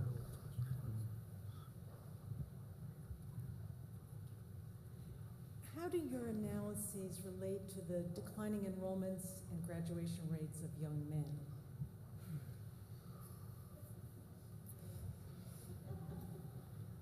I hope somebody will give a good answer because I have to talk about this week at the American Enterprise Institute, and I haven't figured out what I'm going to say yet. You know, I mean, obviously it's a very big social problem. I will just say, I don't really have an answer to this, but I wrote a paper almost 10 years ago where I got data from some institutions, liberal arts institutions, the data on student enrollment, application and enrollment data, and was able to actually look at whether there was affirmative action for men, and there were institutions that said that they did affirmative action for men, and it didn't come out in the data. It came out in historically female institutions, right? So like if you are, you know, a college that used to be a women's college and you're 60% female, you're worried and you do stretch. But one of the interesting things, and this applies only to selective colleges, is that men, of course, test better and then have lower high school grades. So because if you use SAT, and I'd be interested in how this affects a school like Bates, right? If you look at SAT scores, you can let men in because they have better SAT scores, but if you look only at their grades, you're going to have a hard time finding those qualified men because they didn't do so well. The question, though, is why, what's going on with the men? And it's not just that they're not going to college. They do so poorly in high school. They are, I mean, I just think we have a big social question. Yeah. And at the time I wrote this paper, there were a lot of people saying, how can you even ask the question, why are you worried about men? We have to worry about women. And somehow we have to figure out how to worry about men and about women. And try to really figure out, I think, in the whole K-12 environment, in the family environment, it's hard to imagine that the answer is not clear in the labor market data. It pays off for men too. And the answer, it's just a bigger problem, and I think we have to address it. I don't have the answer. Can I? The increase in payoff for women is greater. The increase in the payoff, yeah, but it's not rational. Men are not making rational decisions. Right. What else is new? Can I practice educational psychology without a license? Yeah. I've got a freshman in college. Boy, he was that way. You know, the grades, the SATs. One of the things that I think we have to think about is that if we go back to the age in which men dominated undergraduate enrollments back in the 40s and the 50s and maybe even the 60s, the number of people we were pushing through institutions of higher education as a fraction of the cohort was very small. In a sense, there was no price to be paid. But as we are now pushing a huge fraction of the cohort, and we want to make it an even bigger fraction of the cohort, we have to deal with whatever maturation process between boys and girls in middle school and high school is out there. And that's where you can get into pop psychology and practicing without a license. But, you know, if girls get it earlier, you're likely to have an applicant pool where the girls just look better. And if you want to enroll large numbers of students, then you're going to naturally be inclined to take the better ones, and they will be disproportionately girls. Yeah, the disparity is enormous. If you look out to about, I think it's 2016, 2017, there's something like 8 million women enrolled in four-year colleges, and I think it's a little over 5 million men. The gap is enormous between men and women in terms of college-going rates. We're leaving an entire gender behind in terms of, women are doing a wonderful job and men simply aren't. And it's interesting, I was in China 2 years ago when we were talking to these education officials, and we said, do you have gender imbalance in the classroom? And they said, oh, absolutely. Women are just killing men in the classroom. And we said, why? And they said, well, we have this very rote system of education, and women are much better at memorization. But when we go to the more Socratic method, which you use in the US, we intend to do that, men will reemerge. And we said, no, they won't. So here's part of the issue. When this issue emerged in the data about a decade ago, it was immediately caricatured as part of some sort of subliminal gender war set of issues. And I was troubled with the conversation then, but I'm a little more heartened by the conversation now. I think what's emerged is that the assumption when this emerged a decade ago was that women were gaining at the expense of men. A terrible assumption in my view, in terms of what our country needs, because that assumes a zero sum, right? That assumes that gains of one group are made at the expense of others. Well, what we now know is we need a lot more people with high quality college degrees. It is true, it is factually true, that women still face enormous barriers in terms of access to higher education and success in higher education. And we see it in many different disciplines, many different career fields. And it is also true that we have a serious problem with men. Both can be true. We do not have to have a two-sided coin conversation. And I think that's part of what's emerging now in the last couple of years is this acknowledgement of, wait a minute, we have a broad problem here. And if we revert back to the zero-sum conversation, I think our country is the poorer for it. So I just think that there's a big issue here. I even heard when this conversation started a decade ago, well, this was confined mostly to African-American men. Well, no, then it turned out it was African-American and Latino men. Well, now it's all men. And when we recognize that we have much broader issues than educational issues, we have social and cultural and other factors going on here, I think that's when we have to come to the realization that this represents a societal problem for all of us. So, yes. We've talked a lot about admissions, and we've talked a lot about graduation. I want to talk about the period in between and what you have to say about the efforts to retain and help persistence, because those are the sort of unspoken efforts so far today, and they're really important, and particularly for the publics, but not exclusively so. I'm probably not going to address the question holistically, but I'm just going to toss out one piece of information. One of the ways that universities address this is by adding to the staff a group of people who can help students with the kinds of intellectual, emotional, and other aspects of their lives, these counseling staffs, writing support centers, and things of this nature. Guess what that contributes to? Administrative bloat. So once again, this is an issue of trying to understand that traditional measures of productivity, number of full-time students graduated per time period or per faculty member, is not the way to measure productivity. And anytime you add support staff, you actually decrease any measure of productivity that the university puts out. The object is to articulate why you're doing that. And you articulate that in terms of retention rates and changing the calculus of what it costs, because obviously a school that has certain characteristics and has a 60% graduation rate, and another school with the same characteristics that has a 40% graduation rate, the cost of a degree is different between those schools because the likelihood of graduating is different. So you have to articulate the case why these ancillary resources that are devoted to retention really is about productivity and learning.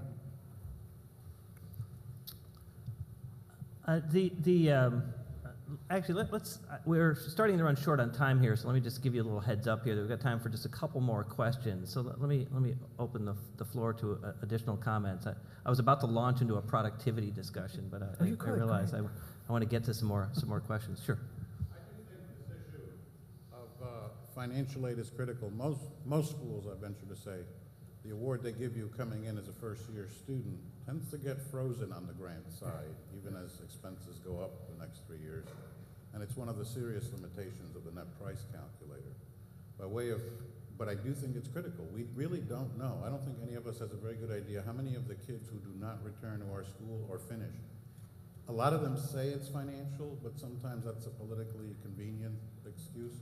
I don't think many of us do understand how many kids leave for real financial reasons that may require substantial investment in financial aid for returning students.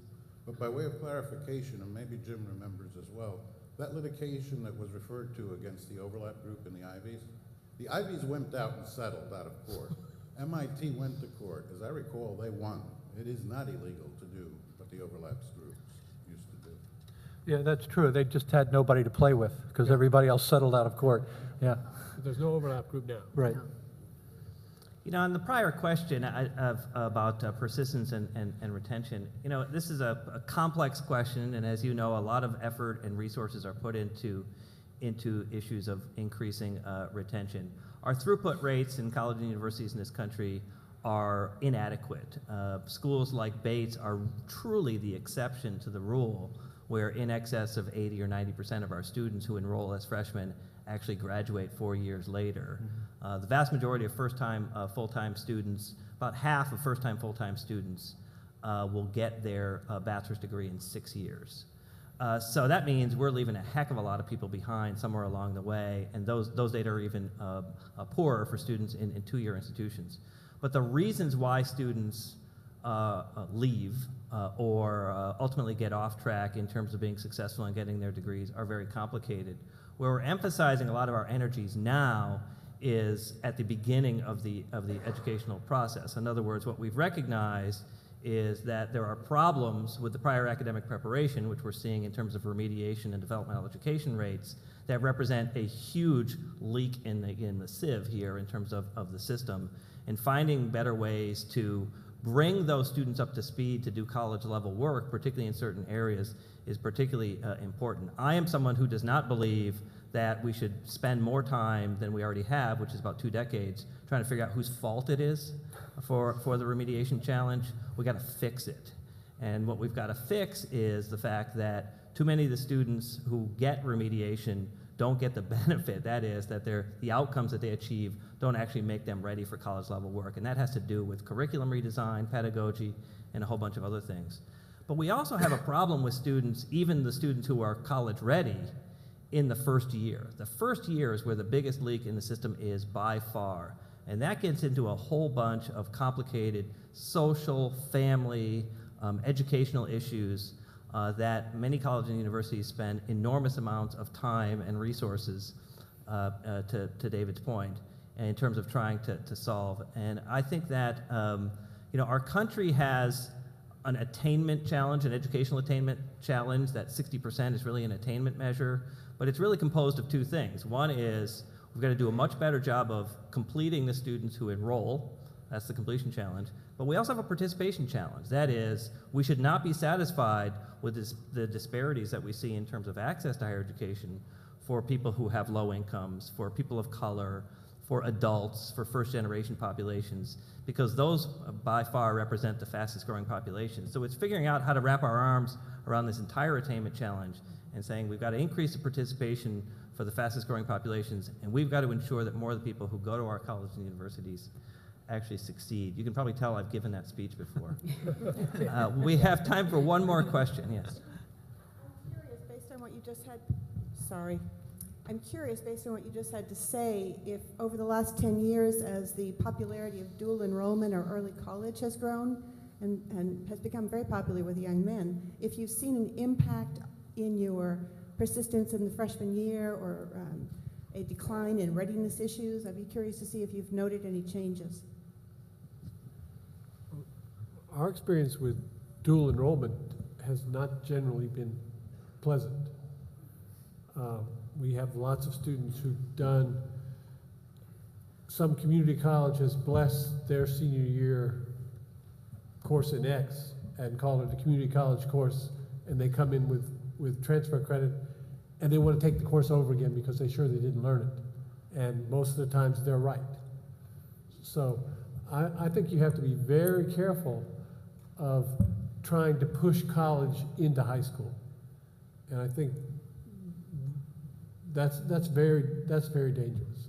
I guess I've already revealed the bias, but I think there are some students who could do it, but most places dual enrollment is a trick to get the community college to have more students and a trick to avoid the quality control of the AP test. And so we have lots of bad experience with dual enrollment.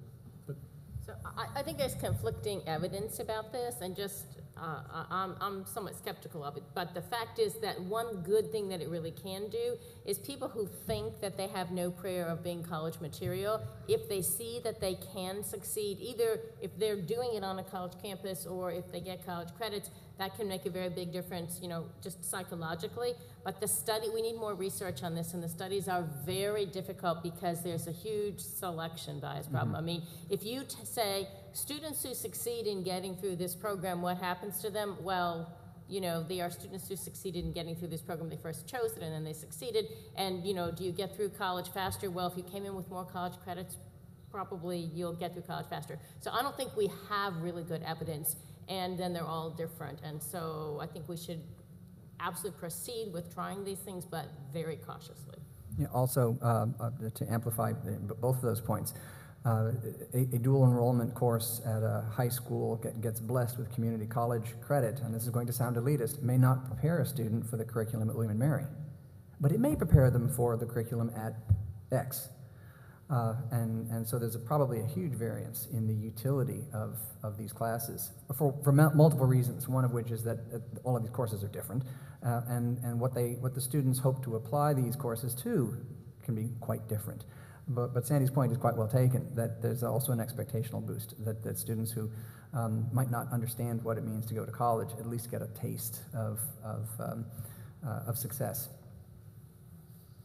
My final point from me on that question is, the irony about our K-12 debate in the last decade or so is that so much of the conversation in a very helpful way has moved towards making students college ready. College readiness has sort of become the mantra and the standard.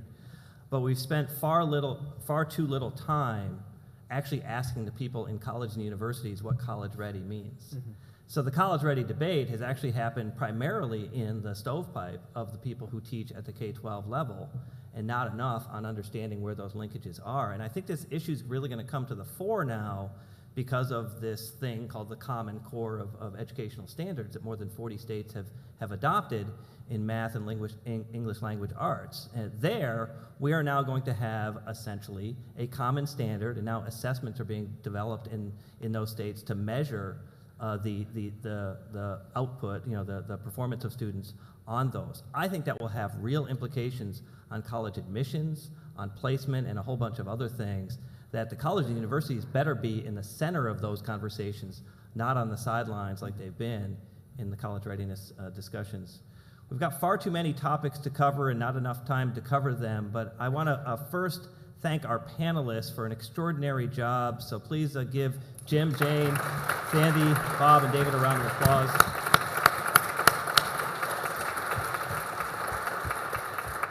I want to thank all of you for what was a really productive and insightful conversation that I think was wonderful from my perspective on many different levels. It was a privilege to chair this event, and now I have the privilege of reintroducing President Nancy Cable, who will close out our session. Thank you very much.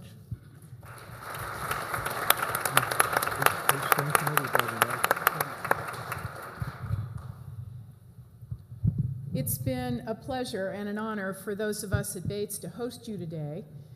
We welcome you back onto this campus at any time, and I would encourage all of us, in whatever way suits our own professional scope and responsibility, to consider this conversation as to be continued in significant ways, whether it's with our staff, whether it's with our faculty and trustee partners in leading these colleges, or whether it's with state and policy agencies dealing with the myriad of questions we've addressed today. So with thanks to you from all of us at Bates, with thanks to Jamie for chairing us from such a seasoned position of knowledge in these various issues, and also I join Jamie in honoring all of you. Safe travels back to your relative homes, and I want to mention that Sandy and Bob and David will be available right around the corner here, but only for 15 minutes. I have them out on a plane here, and so their car will pick them up at 3:30. So please, if you have a chance to meet them, they'll be right here back where the books are, and please come back to Bates at any point that you can. We're glad that you were here today. Thank you so much.